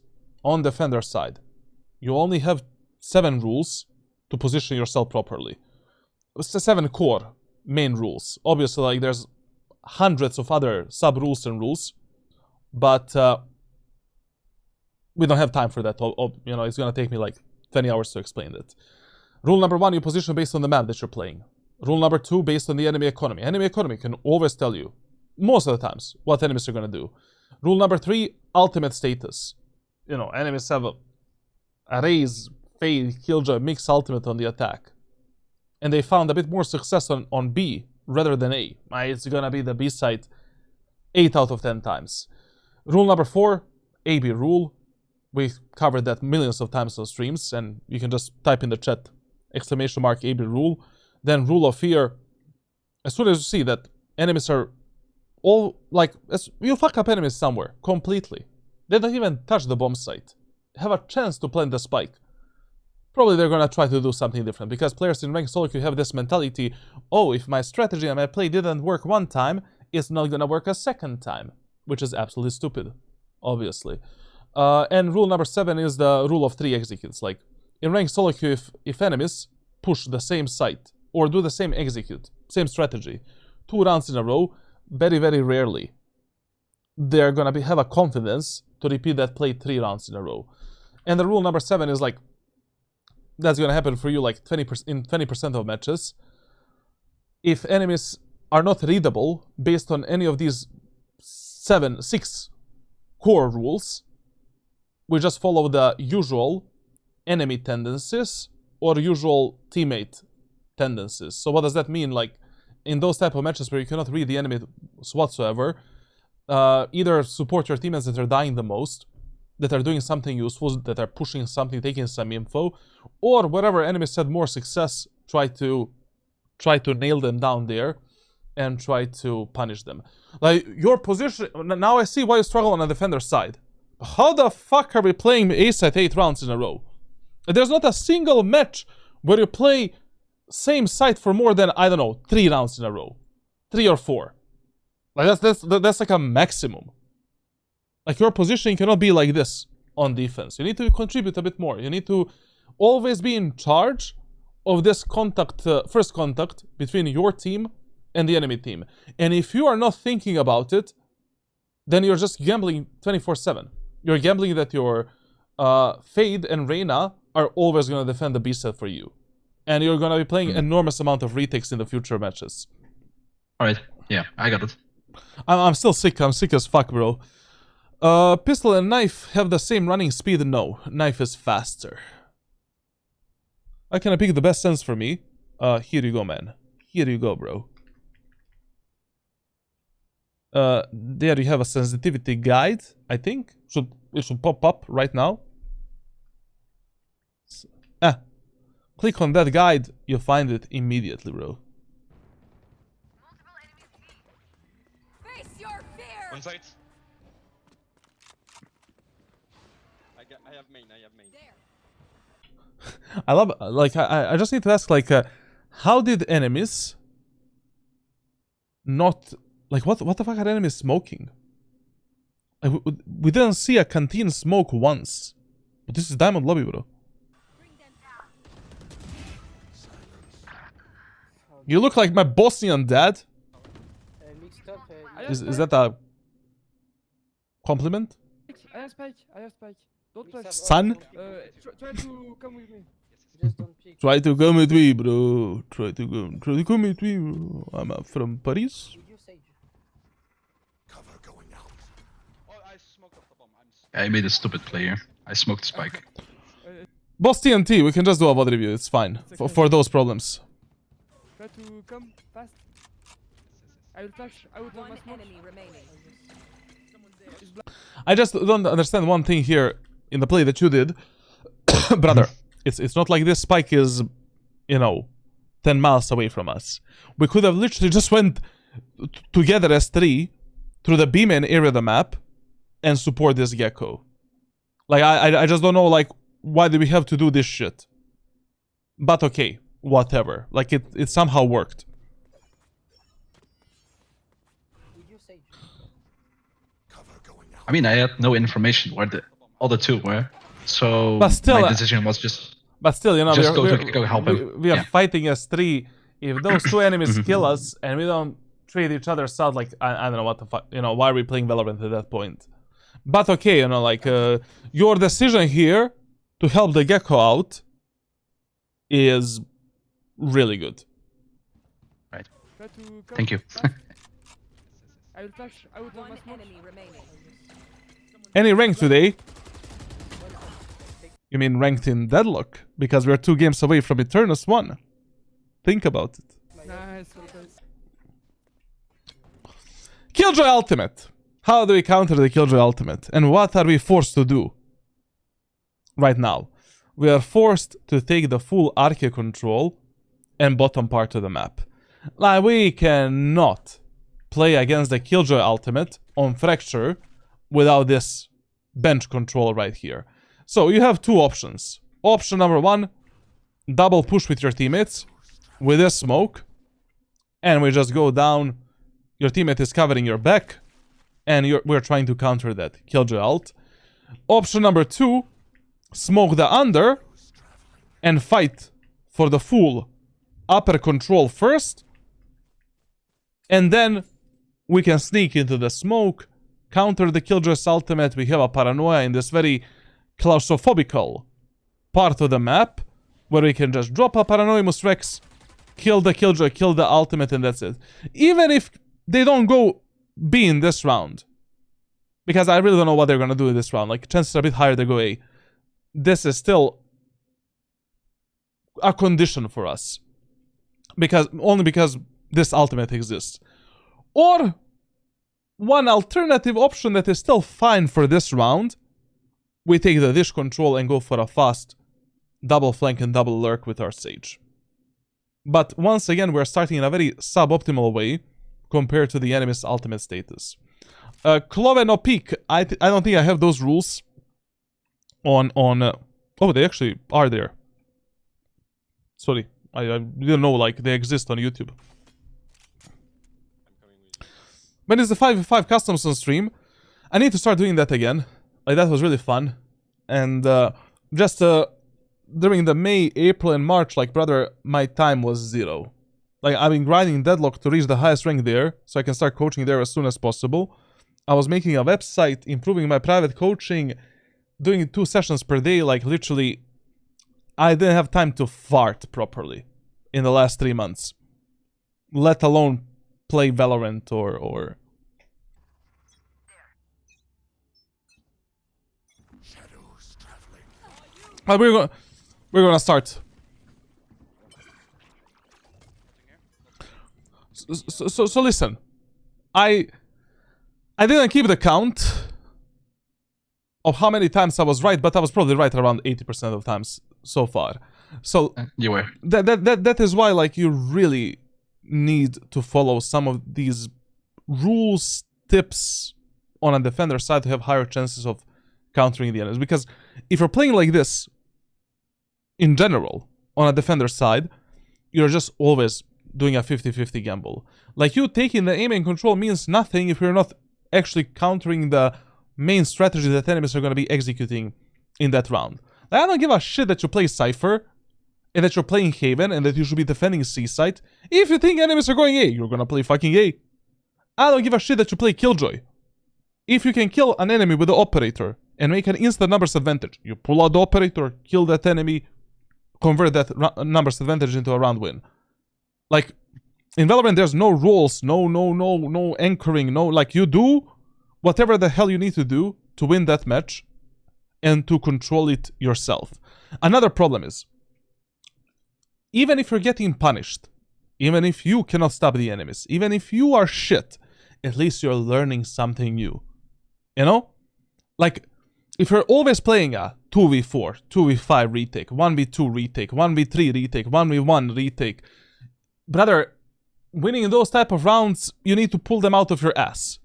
But why are you every round positioning yourself in at that point where you need to clutch something when you could have maybe countered the enemies? And enemies are gonna fuck you up 100 times. 100 times. And they killed you 100 times. But 101st time you're gonna be like, aha, I died defending the arcade 100 times like this. Maybe I should hold this angle. If enemies have this ultimate, I should do that. If enemies have raise, I should avoid the nade here. You know? But here, you played Omen 9 rounds in a row. Like, out of this match, you learn nothing. And you were just lucky enough to have decent Fade and Reyna defending the beast. And that enemies are absolutely dog shit. Shadows traveling. Smokes, I was not really commenting on your smokes too much, but you definitely need to work I don't know. on I don't know how I missed that smoke. Like, sorry. You're just everything that you do in your gameplay is way too rushed out, in my opinion. Like, you just need to slow down a bit. Like, speed you build over with time, but what you can control immediately is the precision. Take your time when you're taking the shots. Take your time when you're using utility. Look at the minimap, look at your screen, make sure that everything is precise. Precision, speed comes, you know, as you repeat one play 100 times. 101st time, you're gonna do it faster and better. And you're gonna time it properly. But One dish. if you're always doing the shit plays, I mean... Raise. Dish. Okay. I will flash her. You dodge. You should have rotated. You should have helped your teammates on B. Brother, the only info we have about the enemies is that they love to play together as 5. Only Killjoy is lurking, flanking, and doing some solo plays, but that doesn't matter. And if my teammates on the minimap revealed the mix, the controller, chances are pretty high that there's at least 2, 3, or 4 enemies on the B site, or in the B-man or in the arcade. So, rotate is fine, you know, let's clear the arcade, let's clear the B-man, let's help our teammates there. And even if you play a 5v5 retake on the A side, who the fuck cares? Like, playing a 5v5 retake is still better than playing a 3v5 retake if enemies kill 2 of your allies on B side. Yeah. One dish. Raise. Dish. I will flash her. What do you think about symmetrical mouse? Shape is a personal preference. It's really up to you. You need to try multiple mouses so you can figure out which mouse works the best for you, and that's it. Like shape and weight is the only thing that matters. Sensor and that bullshit. Fuck that shit, literally, like, you know? Like, literally just, it doesn't matter. Especially in 2026. He dodge. He's still dish. On the left.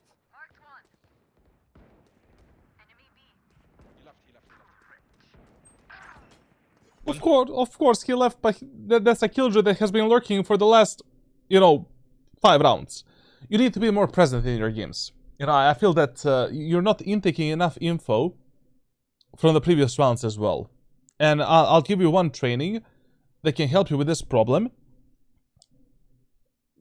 If that training doesn't work, I have like 5 others, so we'll see. But that training is usually the most optimal. The thing wireless versus wireless mouse matters. Wireless mouse gives you more freedom, I'm not gonna lie. Like, I've been using OP1 8K version 2, as you can see here. And I don't know, I still, even after 9 months of using it, I still hate this fucking fire, you know? So yeah, but the shape is just great, the weight is great, and the performance is also amazing. And when it comes to the wireless technology, like, it's same shit, like, literally, you know. Like, of course, I mean, it depends which brand of a mouse you get, you know. Like Attack, Shark, and those type of brands, I don't know, Chinese brands, they have a questionable quality control. But, you know, Logitech, Razer, Endgame Gear, Pulsar, Zowie, that type of shit, you know, the only thing that matters is, like, does the mouse suit you? One on my ping. One arcade. One enemy remaining. Okay, he was WL mouse is also great. dish. He's arcade now. I think he's arcade. Nice, okay. Good job, team. Okay. So far, we watched 9 rounds of you playing. And I swear to God, I think you contributed maybe in winning 1. Or 2. Like the first round and 1 more. I think, when we stopped the enemies pushing Omen. So that's a really low, you know, win percentage contribution, considering how much we could have fucked up the enemies here. I mean, I'm glad we're winning this match. That's also great. You know, like, I mean, listen, in this type of games, when a team is having a fun time, and they're already doing a heavy lifting for you, you don't need to change anything as long as it's working. But I would still love if you are more present even in these games as well, so that you are learning something new, so that you are getting into fights, so that you are developing yourself as a player. I see. Through the storm. Still, you know, like, as long as the Killjoy has the ultimate, I would be pressuring Arcade and Dish more than any other area of the map. Because only in Arcade and only, you know, on the B side, Killjoy ultimate is an actual threat to us, like if she plants it right here. This ultimate here is like, whatever, I can still play from tower, I can play from the sense and have some space to outmaneuver the enemies. This ultimate in the Omen is a bit of a threat as well, but still, you know, it's okay. A retakes are a bit easier than a B retakes, because of how many angles enemies can actually play on the A set, and, you know, they're usually just gonna get stuck here, and it is so easy to separate all of these segments into individual sectors. But when you're retaking B set, I mean, like, there's so many timings that enemies can have to fuck us up through all of these choke points and peek us on timing. There's so many crossfire segments as well, it's just insane. I fight. So what I struggle with is like reading the enemies in some matches. Like, for example, this one was like really hard to read what they're gonna do. So I kept doing the same thing because it worked. But it was not hard. Now you know. It wasn't hard. No, it's true. Hello, Mr. Fade.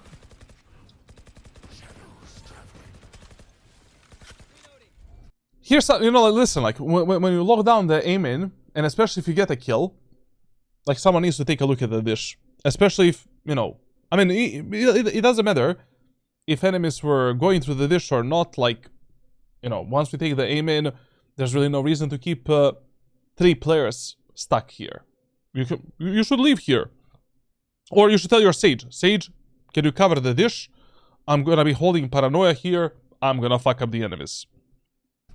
If they continue going for the push. No, it's okay, man.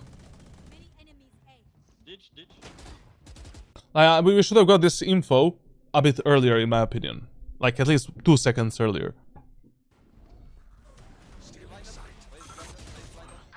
Listen, whenever you drop a Omen Paranoia, delay your peak for half a second. Just so that Paranoia can actually hit the enemies. And so that you get your gun in the hands properly. Once again, avoid this. This position is like a surprise position. You know, like here you end up on the site when you need to surprise the enemy somehow when there's like... And keep your location a secret. But play from... When the enemies already know about you, it is much better to play from the lower part. Much better. You just have more options, more cover. It's easier to isolate singular duels. Ditch still. Yeah, one is Ditch.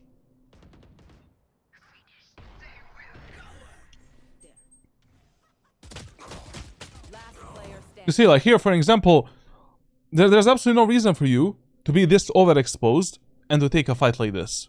Why would I? You know? I'm in a numbers disadvantage. Enemies can peek me from main, from the sands, from the sea. I have no fucking idea where are the enemies right now. Like, if I'm just doing this... Raze is there. I can go for a jiggle pick. My Reyna gets a fight with the Raze. I swing out. We kill the Raze together. We move on to the 2v2 retake. Like, why would you put yourself in a position where you need to commit to the fight? And also, you know, enemies can pre-fire you. Enemies can like... Now, this Raze, how she peeked is diabolical. Obviously.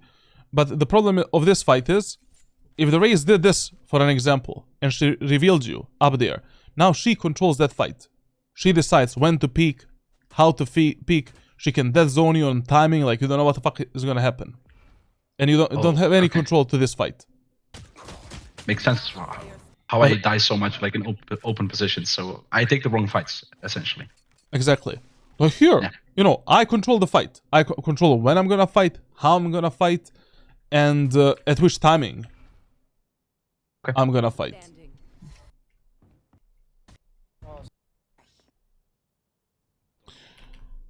Yeah, this huge chance is gonna be B. Like, they have Raze ultimate and Killjoy ultimate. Last time the Raze has the ultimate, they went B. So yeah, this is a good gamble. Cover going. Yo, Regret, thank you for the 3-1 summon. Enjoy the playbook. Bring them down. Okay, like... you know, usually when you drop this smoke... I mean, it's okay what we did here.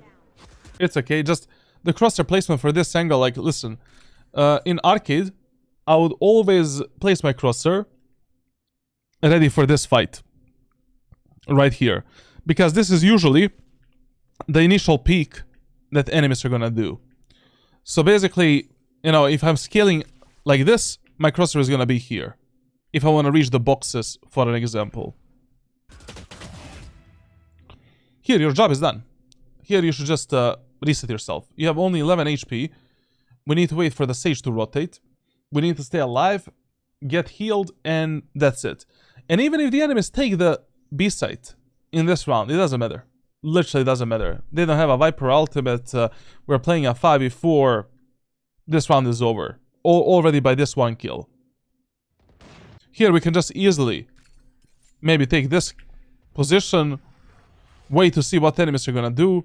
From this off angle, trying to maybe get one more pick, and then if enemies use the Killjoy ultimate even better, we can just fuck off and play a 5v4 retake. Shadows traveling. Very good, very good. You should run. But once again, you're wasting your paranoia for nothing. So when do you want to use a paranoia on a defender's side? Mainly. Like, when at least one enemy goes through the choke point, so that we are separating the enemies and peeking them with a paranoia. Like, I don't want to use my paranoia like this, when the enemies are still not out. But if I see that enemy jet moved in, enemy raise moved in, or someone else moved in, then I'm gonna paranoid the enemies behind that enemy, so I can isolate that one enemy into a 1v1, 1v2, 1v3 fight, depending how many of us are defending a site. Usually when you're playing on this position, like, your main focus is still arcade, if you don't have information in the arcade area of the map. And here we need to rotate and jump. I have a good plan. But this is fine, you know. I don't know why you're not asking your Sage to heal you.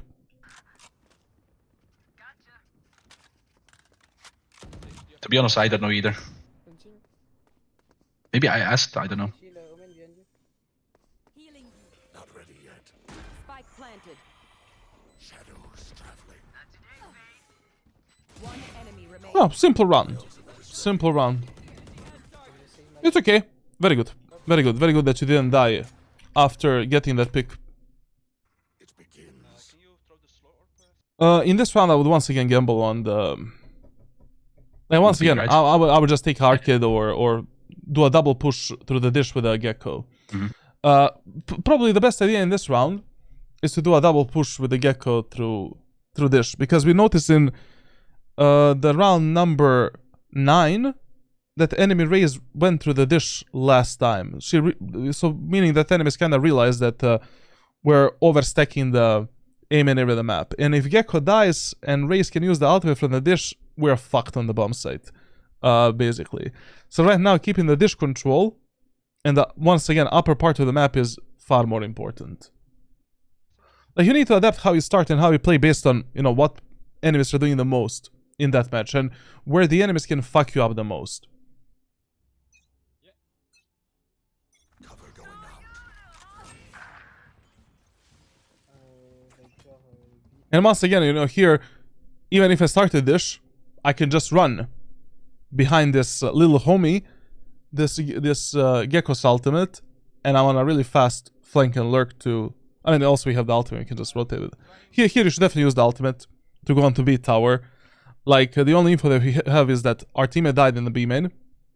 Enemies are probably pushing B right now. We cannot lose the fate for nothing. In this situation, like, you always pop your ult, rotate to that teammate that is alone and try to Yes. make him stay alive. Wait, Gecko, I come with you. Wait. Okay. This is also a really good idea. This is a really good play. That right now you're going through the arcade and not through the spawn. Because on the retakes of B site, what's very important is that we always first clear this part of the map. Always. And usually how do we achieve that in a numbers disadvantage? You drop this type of a trial in smoke, and then you go through the smoke and, you know, you need to do this.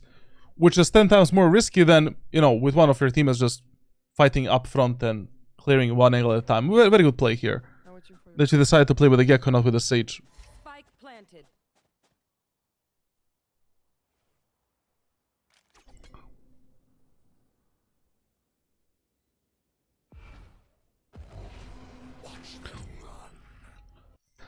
This is a bit too early ultimate, man. Once again. Like, instead of using the ultimate now to reveal the enemies, you should have first cleared the arcade, cleared the tower, and then use the ultimate to see how many enemies are B main, if the enemies are on the site. You know, maybe when you take the tower, maybe the enemy mix is gonna smoke you off, and then using the ultimate to reveal the enemies here would be amazing. One tower. OP main. Stealing sight. Shadows traveling. Last player standing. Okay. You definitely need to be... when it comes to utility usage, like, you need to value the precision more than speed when it comes to smokes. Like, a bad smoke is always a bad smoke. A smoke that was slow, but still good is okay smoke, you know, like, we can still use it. When it comes to paranoia, you're wasting it by a lot. Like, you first need to get some info about the enemies, then use a paranoia. Like, don't blindly use your paranoia for nothing. Don't use your paranoia to push the enemies back and to delay their executes. That's fucking stupid. Try always to use it for some kind of a place and to get some kills and some advantage over the enemies. Ultimate as well, you're wasting it a bit. You can be using it a bit more for the fast rotations and to reveal the enemies when it actually matters for us to get the info about the enemies. When we're a bit closer to the retake and when we actually need to know exact enemies' locations. When it comes to defender side, like, you just need to have a bit better positioning. You know, based on ultimate status, based on the enemy's tendencies, and based on the map that you're playing, like, just a bit better and deeper strategies instead of just, I mean, it's horrendous when you play one whole match, 12 rounds in a row on one same site. Like, that's impossible. Okay, one round you play them B, one round. You definitely need to focus a bit more on the enemy's ultimate status. Like, that can tell you quite a lot what the enemies are gonna do next, or what are you conditioned to do, basically, on that map. Also, when it comes to fights that you pick, you're committing yourself a bit too much, considering you're playing Omen. Like, you know, usually you wanna first hold some tight angle, off angle, but not too overexposed, to get the info, potentially get a kill, and then, you know, like, your main job on a defender side is always the following. Like, I just want to abuse as many safe fights, safe angles, off angles, tight angles, before I end up in a 50-50.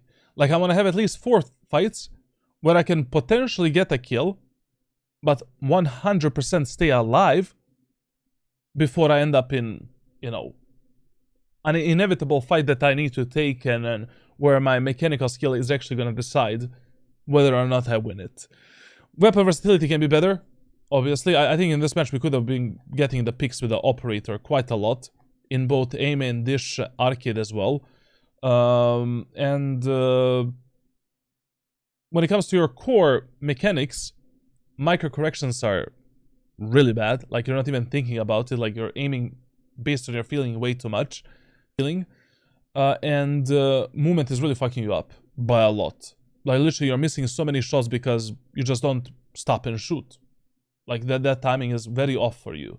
So that's something that we need to hyper-focus for the next 2 to 3 months with some training.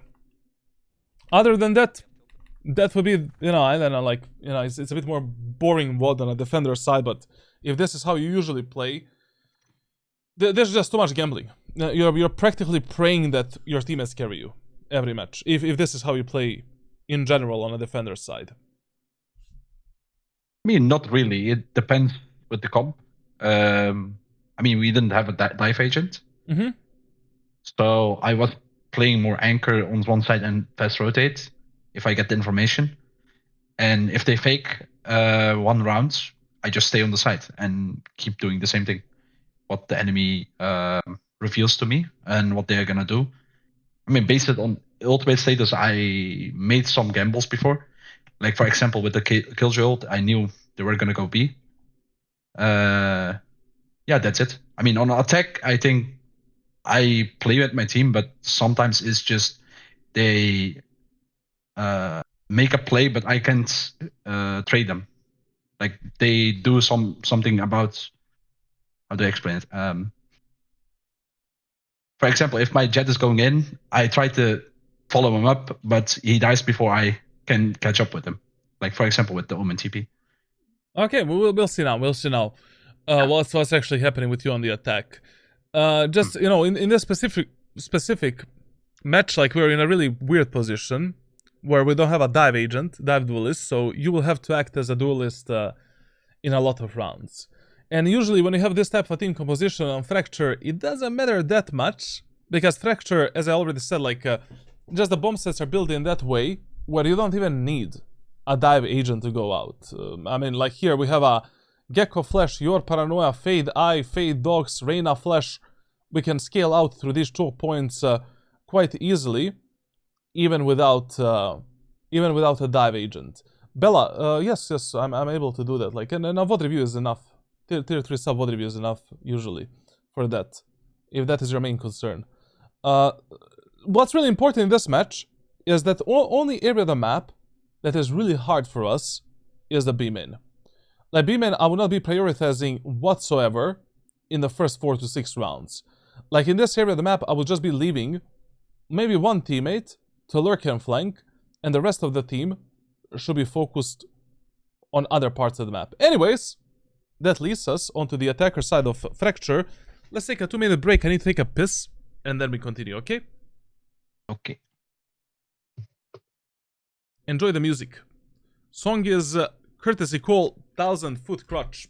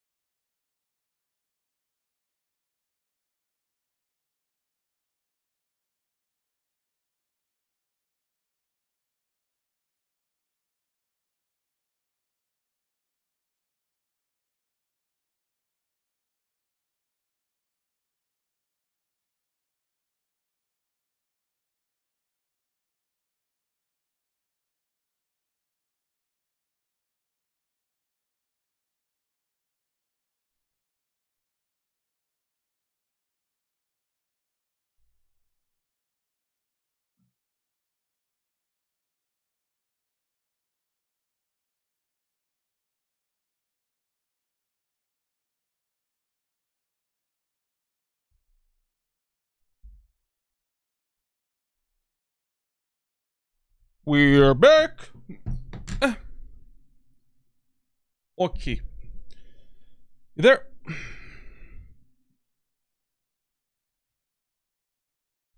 Are you there? Are you muted? Yes, I was muted, yeah. Okay, sorry. So, first 4 to 6 rounds on Fracture. We always want to play together as 5 and do some strategies together, see how that is going to work, and then we can decide how we actually want to play. B main area of the map is not actually the B main. This is actually your B main area on the map. So whenever you're pushing B side, you prioritize this part of the map anyways. Basically, in this area of the map, you always want to have 3, 4, or 5 teammates. In this area of the map, maximum 2, 1, or 0. We need to take arcade control when we're going B. Otherwise, we're going to have a really bad time ending up on the B site.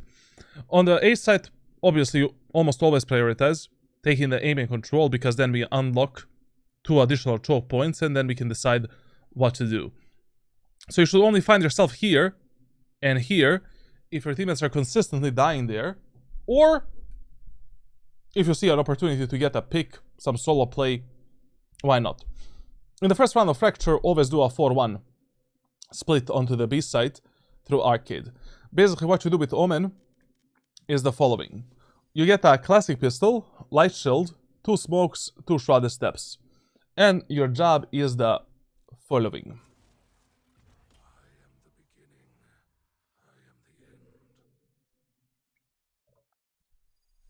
So I have one more question, Charlatan. What can I do when my teammates are not following my plan? So, for example, in this case, I just followed my teammates, and we went to B main, and we won the round. But I think if they had a good plan against it, or they countered us, how do I convince my teammates to do my plan instead of following their plan? First of all, when you communicate to your teammates, there's 3-4 ways how you do it. First of all, your comms should be very simple. Like, if your toddler cannot understand it, it's a bad call for ranked solo queue. Second of all, you need to sound confident in your callouts. Like, literally, you need to sound like you actually mean it. Third of all, you can pressure your teammates to follow you by simply picking up the spike, and as soon as the round goes, without any hesitation, you start in that area of the map, and most of the times, your teammates are going to be like, okay, let's follow the spike carrier, let's go with this guy. Now, if your teammates really want to do some stupid plays, and they don't want to listen to you, you simply want to analyze, who of your teammates has a higher chance of dying at that moment of time, or who out of 4 of your teammates is actually doing something useful and good for that specific match. I mean, if you already had a plan in the first round to go through the arcade, even if I have one guy here, I will go with that guy. We need arcade control if you want to end up on B set, especially with this team composition. So even if I have one guy here, okay, I'm gonna go with him. That's good enough, essentially. Basically in those type of matches, you either focus on compensating your teammates' mistakes or countering the enemies yourself. But, in the first 4 rounds, I just don't know what enemies are exactly gonna do. So, everything is a huge gamble based on data, and that's it. Now, in this first round, what you do with Omen is simply we run through this area of the map, we smoke the canteen, clear the arcade, smoke this, we always go through the middle, and our main job is basically clearing the tower from the actual site and doing this type of a circle, essentially. What you can also do with Omen, you can do a semi-aggressive strategy, where you do this smoke for the generator and this smoke for the canteen, so that you can actually teleport inside of this part of the wall as you're going out, and now, we can clear the smoke, and from this position we can apply the pressure onto the enemies and try to kill them. Just a second, my camera just absolutely died. Is that a battery? No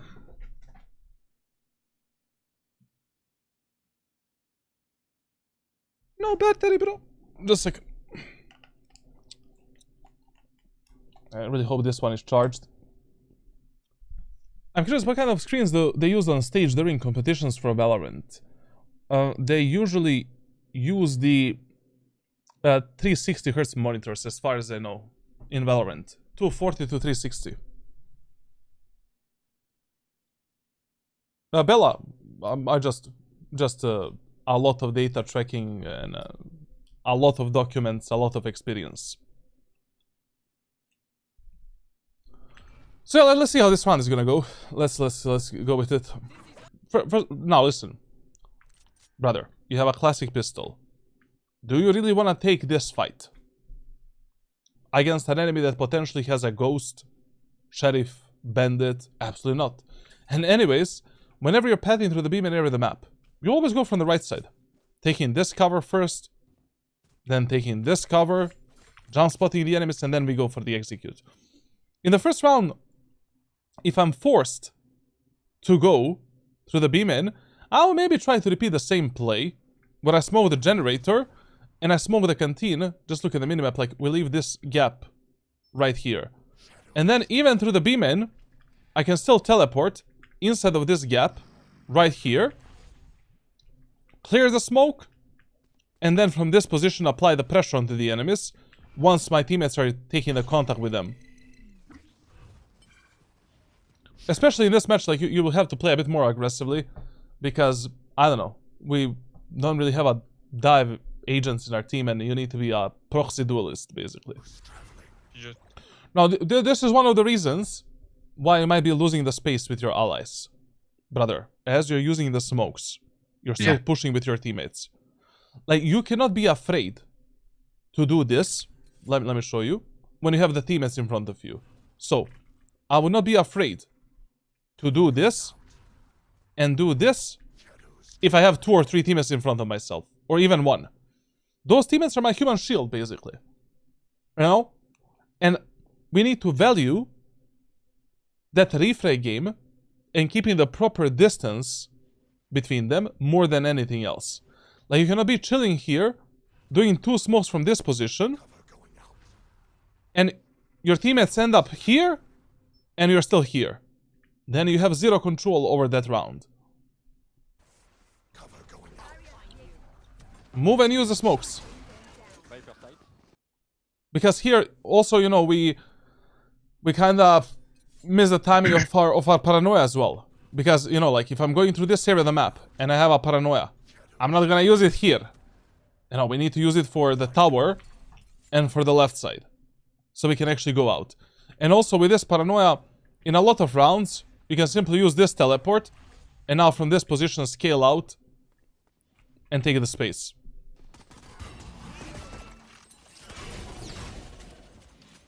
Yeah, I was trying to play more safe in this round because I didn't know how my teammates will react if I go in.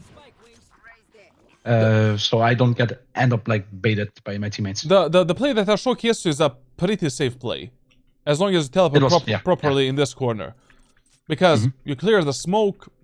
Enemies don't know where the fuck you teleported. You can be literally anywhere, and you can chill in this smoke for the next 12 to 13 seconds. And if your teammates don't follow you up, you can always TP back into the enemy smoke, reset the round, and, you know, do something else. Okay. That's something that players really overlook quite a lot when they play Omen. Like, brother, if you end up in some kind of a fucked up situation where you're fighting 4 or 5 enemies alone, like, you cannot only look forward. You know, like, if there's enemy smoke in the choke point, that's also your escape route. You can just... it's fine. If you wasted 2 of your shrouded steps, and you didn't get any kill or any space, it's okay. You know? You didn't pick any bad fights anyways. You didn't die. We didn't lose the numbers. We can reset the round and do something else. 1 enemy remaining. No one is behind. I want HP, yeah. Yes. I have flash. I will call you a flash. Don't worry. Flash. Oh, okay, bro, he was on me. Okay. Okay. I mean, once again, we got a bit lucky. I'm not gonna lie that your teammates opened the site for you and that the round played out like this, because once again, your impact in this round was 0. Literally 0. We did absolutely nothing. Now listen, usually, you know, what I love to do on Fracture and what I promote the most is 3 times in a row, you should be pushing the B site, and then in a 4th round, doing a B fake and going A. So we are conditioning the enemies to be more aware of our executes on B and to overstack the B site. And then in a 4th round, they're gonna naturally be doing faster rotations in ranked solo queue, which is gonna give us higher chance of winning the round number 4. And anyways, the B site is an arcade, are our highest priorities on the attacker side. But, you know, also, when enemies are eco on defense, the safest play that you can do is a 5-man push through Omen. And we just fight for the this choke point, this position, and we go A.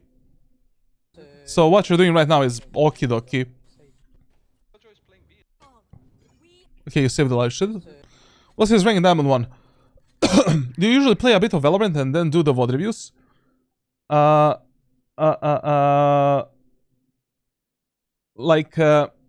depends how much work I have during the day.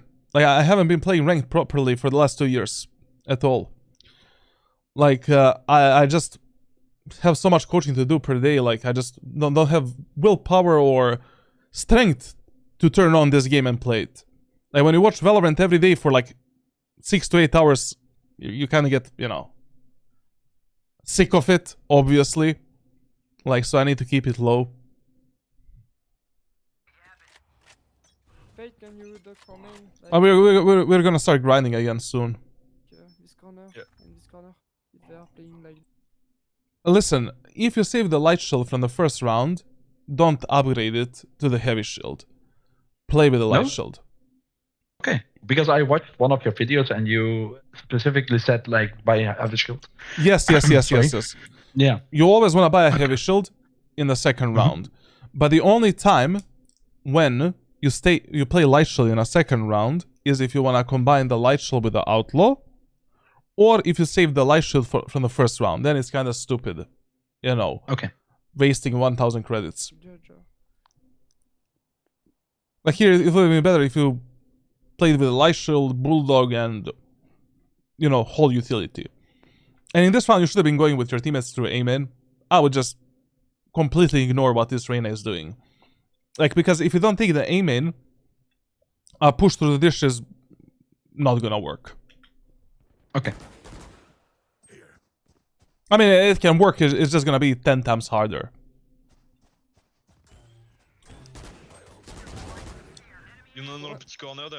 Flashing send. How many years did all of that take? Pretty much I've been playing video games since I was 3 years old. Literally, like, but of course, like, when I was 3 years old, I was playing, like, PlayStation 1, like, Quake and Mario Kart and Crash Bandicoot, bro, like, you know. But I kind of started playing competitive games when I was, like, 6. So that was, like, almost 24 years ago.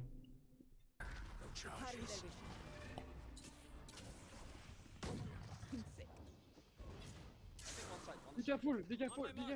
There. Wingman's planting. Listen. So, how do we deal with this guy? Yeah. How do we deal with this guy? By not pushing him. Okay, wait a bit. You know, wait for your teammates. Like, we can easily kill this Killjoy if we fight together. If she kills the wingman that is planting the spike, it doesn't matter. Like, it's just a little Pokemon that's gonna die. Like, relax here. You know, your Fate died for nothing. All you need to do right now is stay alive, wait for at least one teammate, and then let's kill this Killjoy. Also, you need to put yourself into the Killjoy's position. Like, Killjoy cannot peek out of this angle. She's not gonna have any info what's happening right here. So the best way to engage this Killjoy would be to walk towards this cover, and then on timing, surprise her and fuck her up. Because she has 2 problems. She cannot peek because she has a shotgun. She cannot peek on timing. She can peek based on sound only. And the second problem is she needs to cover 2 angles. So, if you just keep her location a secret and walk up towards this guy, and then as our teammates are applying the pressure, we can easily pick a timing to get her out of this server. But running towards the Killjoy like this, and you know that she has a shotgun, I mean, like, this is a death that really doesn't have to happen. And this is the round that we really cannot lose. Like, basically, first 3 rounds you need to secure. Like, you need to play them like your life depends on them, basically. And especially these anti-eco rounds, you need to close out and stay alive. Like, we cannot be losing our life in such a stupid way.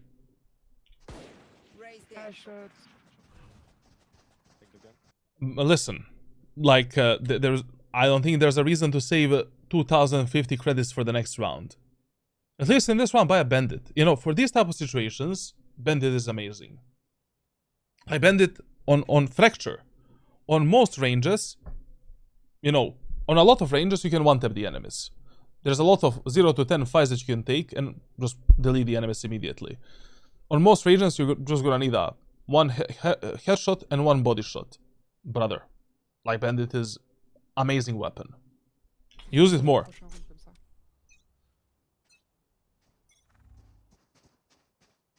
Especially on attack. Shot. Cover going out.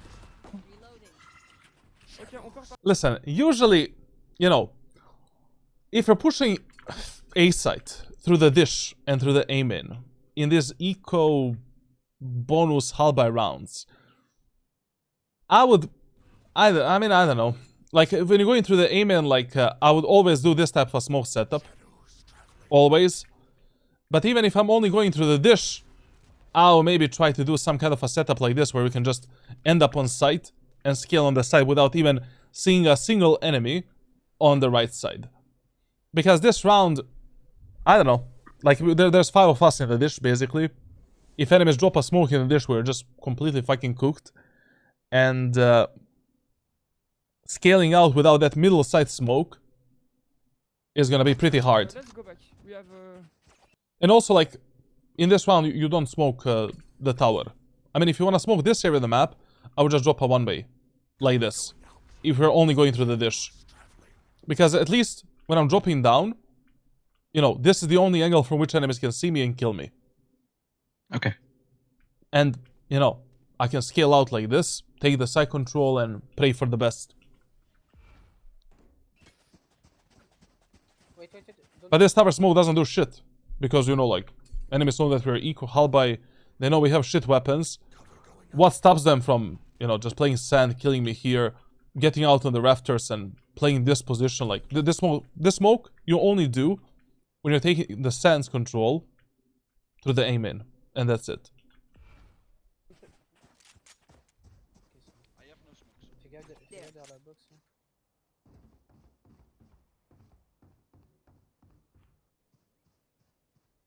Okay, I mean, what we're doing in this round is not that bad. You just need to keep in mind that walking means shit if we make a sound or a footstep in an area where the enemies can hear us, you know.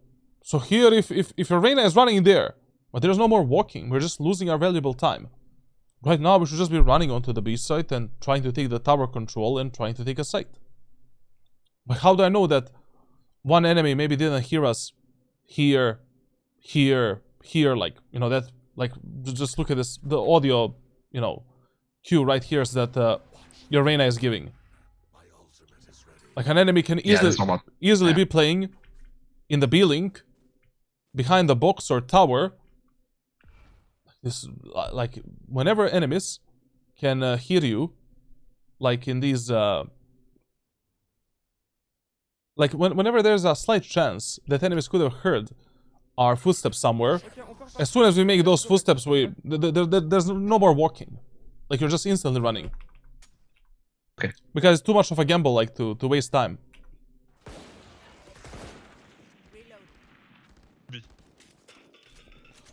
And here, like, you know, there was absolutely no reason for you to lose this space with the Reyna. Like, you should have just, you know, used this mixed smoke to connect with the Reyna and get on the tower. And right now, you should be on the tower, ready to support the Reyna and Gecko. Also, what type of a smoke we use here is going to be mega important. Listen, enemies have the full space here. They can be anywhere. So right now, the absolutely best smoke that we can give our teammates is some kind of an improvisation like this, where we're covering the canteen and the complete right side like this, and we are only isolating the fights on the left. Anyways, mostly we have the close range weapons, classic pistols and shit like that. Only Gecko has a Phantom and Reyna has a Marshall, I think. So this generator smoke is a bit of a risk. So basically I have to use like more retake smokes. If I think like that. It's more like we are taking the space instead of them. Yeah. Yeah, okay. Last player standing. Yeah, I didn't get traded here. Spike Listen, Unlucky. just keep in mind. One tip. Planting the spike is never your highest priority. As long as you have 4 seconds to plant the spike, you can plant it. If your teammates are already picking the fights here, with the enemies that are around the boxes, around the generator, around the canteen, take those fights. Finish every fight first before you plant the spike. When everything is silent, then you can plant the spike. Here, I think we could have won this round if we actually just fought the enemies. If you just hit 1 or 2 body shots, maybe we would have won this round. But here, you're planting the spike at 0-41. When I know that both enemies are somewhere here close, and they can kill my Fade and Sage at any moment of time. I mean, how do you plan to win a 1v2 from this position with a classic pistol and Marshall? Very low, 1 HP. I was thinking more like Sage will trade me here if I get killed, but she didn't trade me. Now listen, like I was trusting my teammates too much, yeah. Planting the spike is only your highest priority when you're in some kind of a huge disadvantage, like enormous disadvantage. You know, you're 2v4, something like that. We need to win the round on the timer, or we have some really good post-plant win condition to play with the spike plant. Like your Brimstone has a Molly lineup ultimate. We have a Killjoy ultimate for an example. But here in a 3v2 in an eco round, spike plant means shit. Basically, we could have just maybe went for 2 body shots with the Marshall and close out this round. Okay. I really don't like these initial patterns that we're using here to execute on Fracture. On Fracture, you really want to try in the first 3 rounds doing B push primarily through the arcade, fighting for the arcade tower, then the site, and seeing how the enemies are going to respond to that. Then doing in a 4th round the fake, and then from the 5th round you just play based on, whatever you saw from the enemies, whatever info you got from them. Run it back. How to get unwashed? I don't know, man. Like I usually wash myself. I see her. I will try to... Here as well, like I just don't... Brother, did the enemies ever show to you they like to flank and lurk? Do you know how much time enemies need to complete this shit? A lot of time. Like your Gecko is using the ultimate. Use that ultimate to take any initial space for your teammates. I mean, for Christ's sake, like with this Gecko ultimate, we can at least do this. We can go through this area of the map and at least teleport here.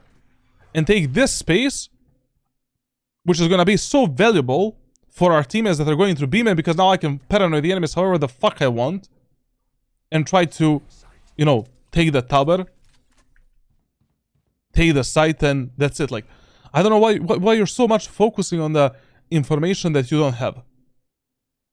Yeah, I do that a lot. I think I should stop doing that for real. Like, I keep guessing, okay, they're gonna do something stupid, flank us.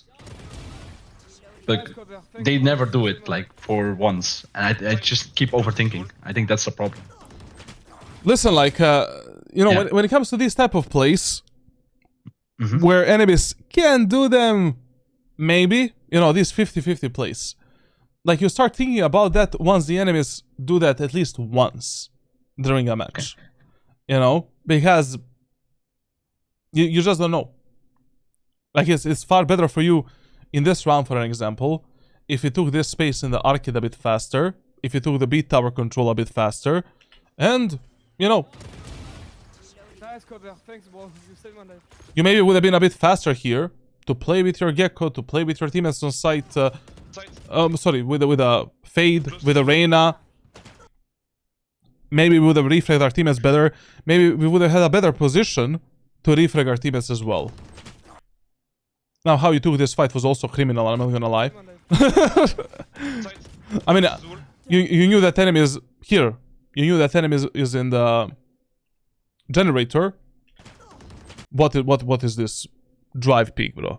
Just, brother, it's okay. Even if your Reyna dies, get ready for a fight. Peak like this. Get that guy out of the server.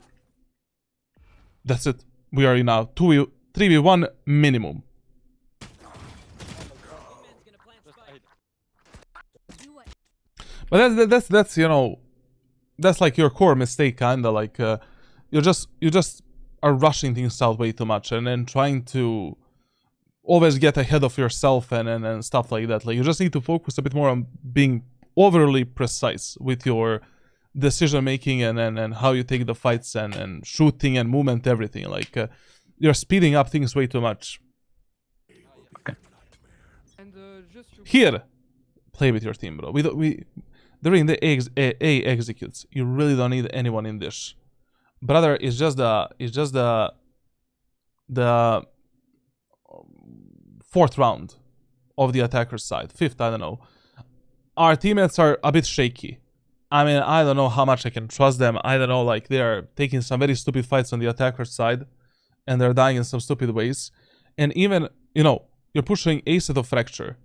This is all you need to do the execute. We can just use our smokes for the dish, smoke for this, paranoid the tower, take the sense, take the site, and that's it.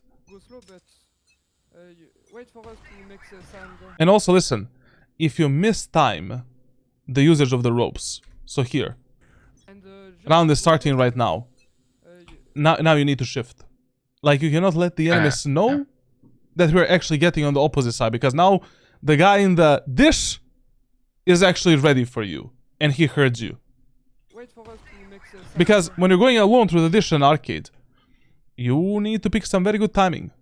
Like you're basically a surprise mechanic in that round. I cannot be picking arcade and dish before my teammates apply some heavy pressure in Omen. But anyways, now you fully announced yourself to the enemies, so you know the whole Amen. enemy team is waiting for you.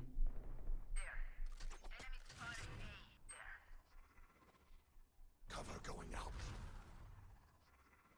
It was mega unnecessary from you that you went from the dish. Like, if my teammates were doing a 4-man push through the B-main, then I would go arcade. Definitely. If they were doing a 4-man push through the dish, then I would go A-main. But when you have like, I don't know, 4 teammates going A-main, play with them. It's okay, we can do a 5-man push, we unlock 2 choke points. It's easy to execute the A-set through here. Arcade as well. We don't even need a fucking B-main. We unlock this, we can easily go out. Not even like if in a surprise mechanic, like they don't expect me and I kill them from behind. Depends how much you can trust your teammates. So far in this match, you know, like, even though listen, even if your teammates play very well on a defender's side, you just never know how your teammates are gonna play on attack. God only knows how many rounds, how many matches have lost from 12-0 and 11-1. Like, I don't know, we win 11-1 on attack and we lose like 13-11 on defense. Like, you just, when the side switches, your mentality resets immediately. And you go from the square one again. You need to play a bit safer game, refray game, do all of these good strategies based purely on data analysis and stuff like that. And you don't rely on your teammates. You never want to put your teammates in charge of the most important tasks, such as taking arcade and taking aim and control. Okay. My ultimate is ready. And if your teammates want to flank and lurk and do some bullshit like that, let them, you know, let them try to get those timings and picks. Good job. One main. One enemy remaining. Spike down A. I think I heard.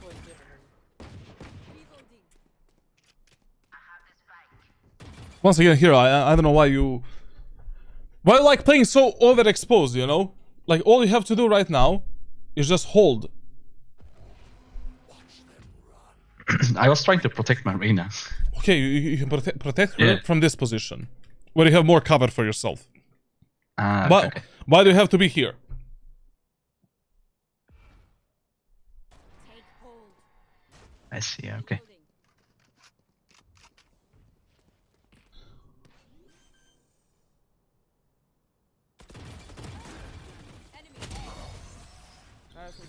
You know your mechanical problems. I'll give you some training for this.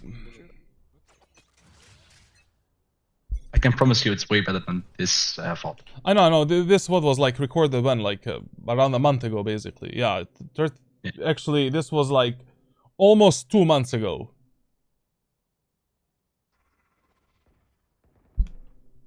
Cover going out. Explain to me, like, how do you do a smoke like this? You know it's bad. You see it's bad. I mean, it's a bad smoke, but I want them to focus more on A main instead of like that. They're thinking, okay, they could no one could be. I know, it's a bad smoke because it's not precise. Like, what the fuck is this smoke, bro? Like, it's okay that you smoke this. Like, okay. you know, you have like 3 teammates going through A main, and we need to smoke the tower for them. Oh, there's a gap. Yeah, now I see it. Yeah. No, not only the gap. Like, now you're giving this cover for the enemies here, and they can peek your teammates from the rafters behind this smoke. Just look how this smoke looks in game. Like, this smoke looks like it's mega dangerous, like giga dangerous. So he places something like this. First, there's a gap here. I don't know if my teammates are gonna be aware of this gap, and you know, enemies can always pick them on timing. Now you give enemies smoke, you know, this part of the smoke where they can just scale out, bap, kill 1, 2 of my teammates and go out. Oh, okay. Now I got it. Thanks. Cover going out. Stealing sight. Welcome to my world.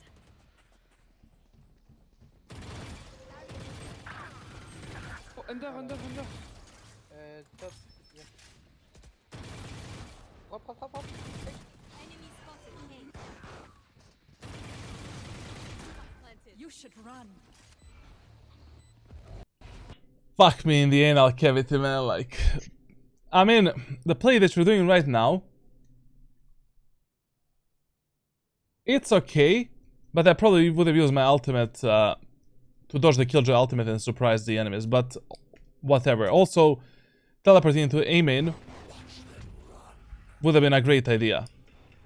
The problem of this play here is that, once again, you're leaving your teammates too far away. Their fate is pretty fucked on the bomb site. I mean, she has literally nowhere to play. And the Sage, I mean, if she fights and dies, we're in a problem.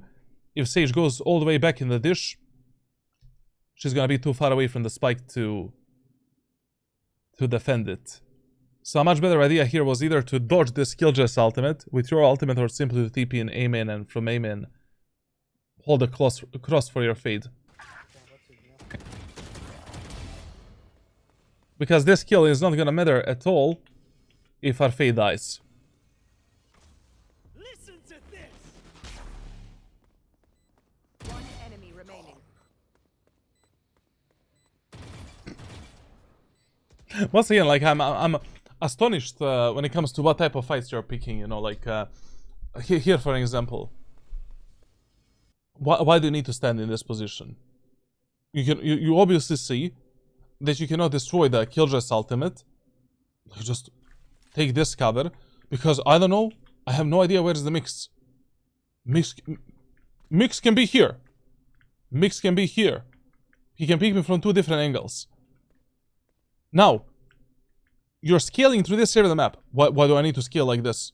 I can just take this cover and go from this position, clearing the tower, clearing this, taking this as a cover here, and then you just need more cover for yourself, like just better pathings.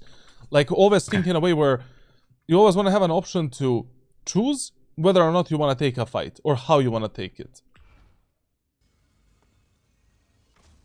Listen to this. Here, you also hear the mix pushing you. Why don't you just go back and hold him from this position? And even if you miss your shots, you know, we can. He is under the pressure. He needs to defuse the spike, not you. One enemy remaining. And here, literally, you don't need to do anything. Like, right now, after this kill, all you have to do is go onto the tower and stay alive. Why? Because spike is planted for you on top of the bomb site, and you can just you can even spam the Viper if she kills your fade then and gets on the site. Last player standing. Oh, this was a horrible play. Like literally, this was a round win. The spike was literally planted up there, and if the spike is already planted there, get here. Even if your Faye dies, Viper needs to go upstairs. We can catch a kill here. She goes for a spike defuse. We can easily spam that motherfucker and kill him. Yeah, I got surprised because I thought the Viper would go for the diffuse and I can just shift walk into her ult, but yeah, you're right, I could have spammed as well. But this is a far easier way to win this round than, you know. Buying a Spectre doesn't exist in Valorant unless it's the second anti-eco round. So the only time when Spectre is worth buying is when you win the first round and you want to play second round with Spectre. In every other round you buy something else. When you want to half buy, force buy.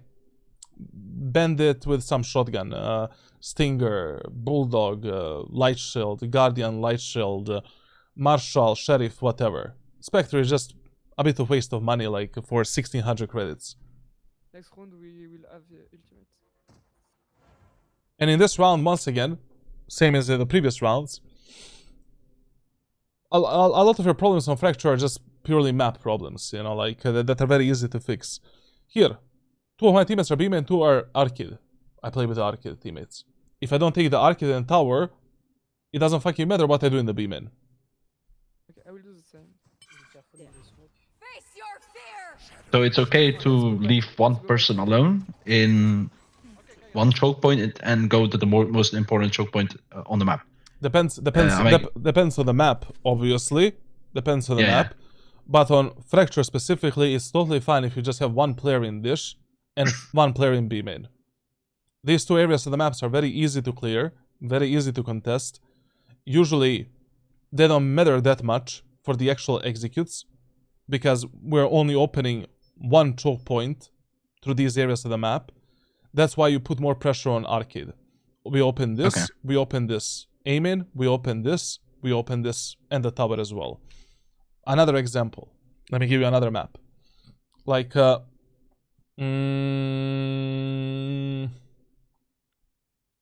let's say,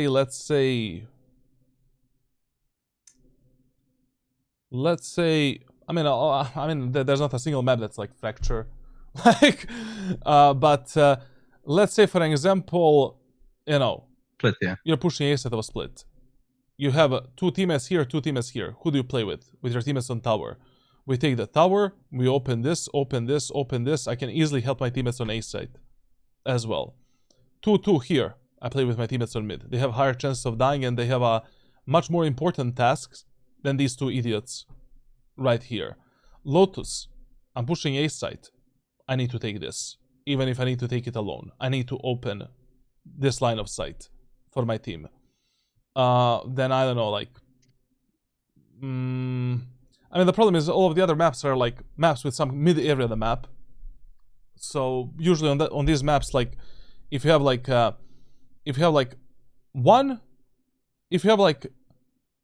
or more teammates going through mid, you want to play with them. But if 4 of your teammates are going mid, then you always want to play alone and take some space alone on those type of maps. But Fracture is very unique because there's no mid area in the map, so. Okay. Now I get what you're saying. Like, for example, take the most important space that you need to take instead of going with a teammate in a wrong position where you can trade, but it's not important to take the space. Exactly. Okay. I never want to see you do this shit ever again when you have numbers advantage. Like, if you don't know exactly where are the enemies, how far away they are, and you are 5v3, just play with your teammates, please. Like, all we need to do right now is just plant the spike, take the aim and control, and finish this round. In this round, we don't even need the sense. You know, we just need to place a smoke like this that is covering us from the CT and from the left side. Plant the spike, you know, here, and we can just play this post plant. Literally, 5 of us can play an aim in. And enemies, number 1, they don't have the smokes to cover us up. Number 2, we are 5v3. Some help to take sight. This was mega giga unnecessary and dangerous and undisciplined from your side. A play like this you only do, once again, when you're in some kind of a disadvantage. Numbers are equal. You're 5v5. You're playing a force by bonus round. Okay, go for it. Try something. Why the fuck not? You are 3v5. Okay. Play out, out of your comfort zone. Try to play more aggressively. Try to surprise the enemies. But this, in a 5v3, really unnecessary risk, Omen, I will ult for you, okay? I thought he was gonna say suck your cock. One enemy remaining. I see nothing. I think she's this. See nothing? Weeby? Okay, I guess that's the ending. Yeah. So I mean, like, what's the problem with this match? Like, even though we won so many rounds and we won 13-6, like, I can kind of see how all of these mistakes and your current playstyle is fucking you up in other games. Like, of how much you're relying to your allies. Your map knowledge is very limited, in my opinion. Like, you need to play maps in a bit different way. And your utility usage is way too team-oriented. You're not really supporting yourself with your utility whatsoever, basically. So, like, you kind of understand like what you need to change in your gameplay just purely based on this VOD review. It's I'm kind of sad that you didn't submit some VOD where actually these mistakes fucked you up, because I'm 90% confident that these mistakes are the mistakes that are actually preventing you from reaching like immortal at this moment of time. Listen, I'm gonna share with you one training that I want you to do for the next 2 months. And on top of the current AIM training routine that you're doing, you are gonna apply one additional part of that AIM training. We need to focus on your micro corrections a bit more. This VOD was a long time ago. I already gave him one private playlist like to work on his aim. I don't know, how good or how bad is your aim at this moment of time, but probably some of the problems are still present in your gameplay even now. So I'm gonna give you that training to follow for the next two months, and I'm gonna give you one additional Kovacs playlist that is gonna fix these micro adjustments problems for you. These gameplay problems, first of all, you need to dive into my playbook and try to apply as many of these tips and rules as possible, at least for the first 4 rounds that you play. And some of these most important rules of, what to do when you cannot read the enemies, what you should take, where you should play, stuff like that. When it comes to focusing on playing more with your teammates, supporting your teammates better, and reading the enemies, that second training, is gonna help you with that problem. And generally, the training that I share with you is gonna focus on the majority of these problems. And in 2 months from now, we can maybe do another VOD review or something like that, and we can see, what type of results that's gonna give us. I really don't see a problem in Omen. Omen as an agent is not a problem. I feel that you will be making the same mistakes regardless of the agent that you play. But I would actually advise you to maybe in your roster, beside Omen, put some slightly more aggressive character that's gonna force you to play forward a bit more, give you a bit more freedom to think and position properly on both attackers and defenders side. So maybe something like Phoenix or Chamber would not be a bad option for you for the next 2 months. Okay. Just to develop that part of the playstyle and that part of your gameplay that you're lacking at this moment of time. Because with these agents, it will be easier to fix these problems. Because with Omen, you still need to use the smokes, paranoia, you need to think about this, think about that. Like, Omen is very hard to master and very hard to play properly, but, it's the best fucking character in the game once you learn him, obviously. But I would combine Omen with, I don't know, Jet, Phoenix, or Chamber. Any of these 3 agents, whatever you prefer and whatever feels more comfortable for you. You can pick whatever you think is gonna be the best for you. Or, for the next 7 days, you can just be, each day play 3 games of, I don't know.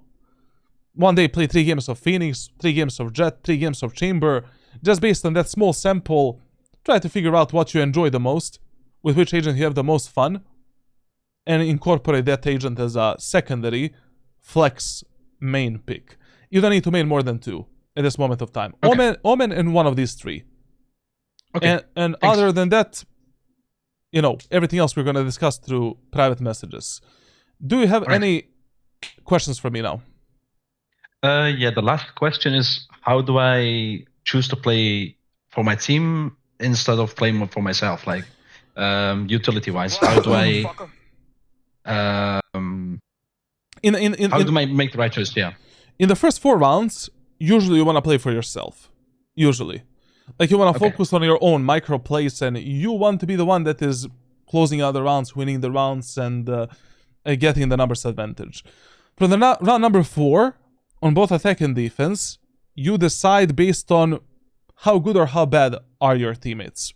You know, that's something that you need to decide based on your feeling, or based on how the match is going. If your teammates are not taking space for you on the attack, they're doing nothing, they're playing passively, they're shit, they're losing the duels with the enemies, fuck it. Use your utility more for yourself. Go for the aggressive, semi-aggressive plays, aggressive plays, whatever, but team play doesn't exist anymore. On defender side as well, like, you know, if you see that your teammates are not able to hold their own ground, you need to take the control of the rounds in your own hand. But in the first 4 rounds, usually you you play for yourself mainly. Like, you're in charge. You're the one that needs to do something good to win the round. After the 4th round, you know, that's something that you have to decide based on purely your feeling, or stats, or, you know, if you lost the first 4 rounds and you notice that your teammates are pussies, they don't want to take up fights, like, you need to take those fights. Alright, I understand. Thanks. All good, Kirby. It was nice having you here, and for the first time, hearing the man on stream, because you've been here for a long time. I'm really glad that you won this VOD review, because through that track review, I couldn't see, actually, you know, half of these problems. And I think that in the next 2 months, like, you should be able to get back to Ascendant easily, and I think that you can easily get Immortal, to be honest, easily. You just need to lock onto these 2 characters, do the training, and focus on some of these mistakes and problems that we covered here, and I think that this should be a smooth riding to Immortal. Now, after, you know, Immortal to Radiant, that's probably going to be a bit harder for you, based on your current skill level and how much time you actually spent in Diamond and Ascendant. Also, that's another problem, brother. You spend so much time in these 2 ranks, and that probably that really I can see how that fucked up your gameplay. You know, like how that influenced your gameplay in a negative way. Because when you spend so much time in one rank, you inherit all of these bad habits and all of these mental problems that these players also have, and you don't even understand anymore, like, what is a good play or what is a bad play. Exactly. So that's what I was thinking. Yes. Yeah, like, I know that's really bad. Like, you know, when you get stuck in the same rank for 6 months, then you're really fucked. Unless you get out of your comfort zone or get coaching or something like that. Okay, KRB, we continue the talks through private messages. See ya in a second. Bye-bye. Okay, bye-bye. Thank you for watching this one. Thank you for watching this VOD review. Leave a like, subscribe, leave a comment, all of that good stuff. Subscribe, join Discord for private coaching. Playbook. Obviously. See ya in the next one. Roll the closer. Bye-bye.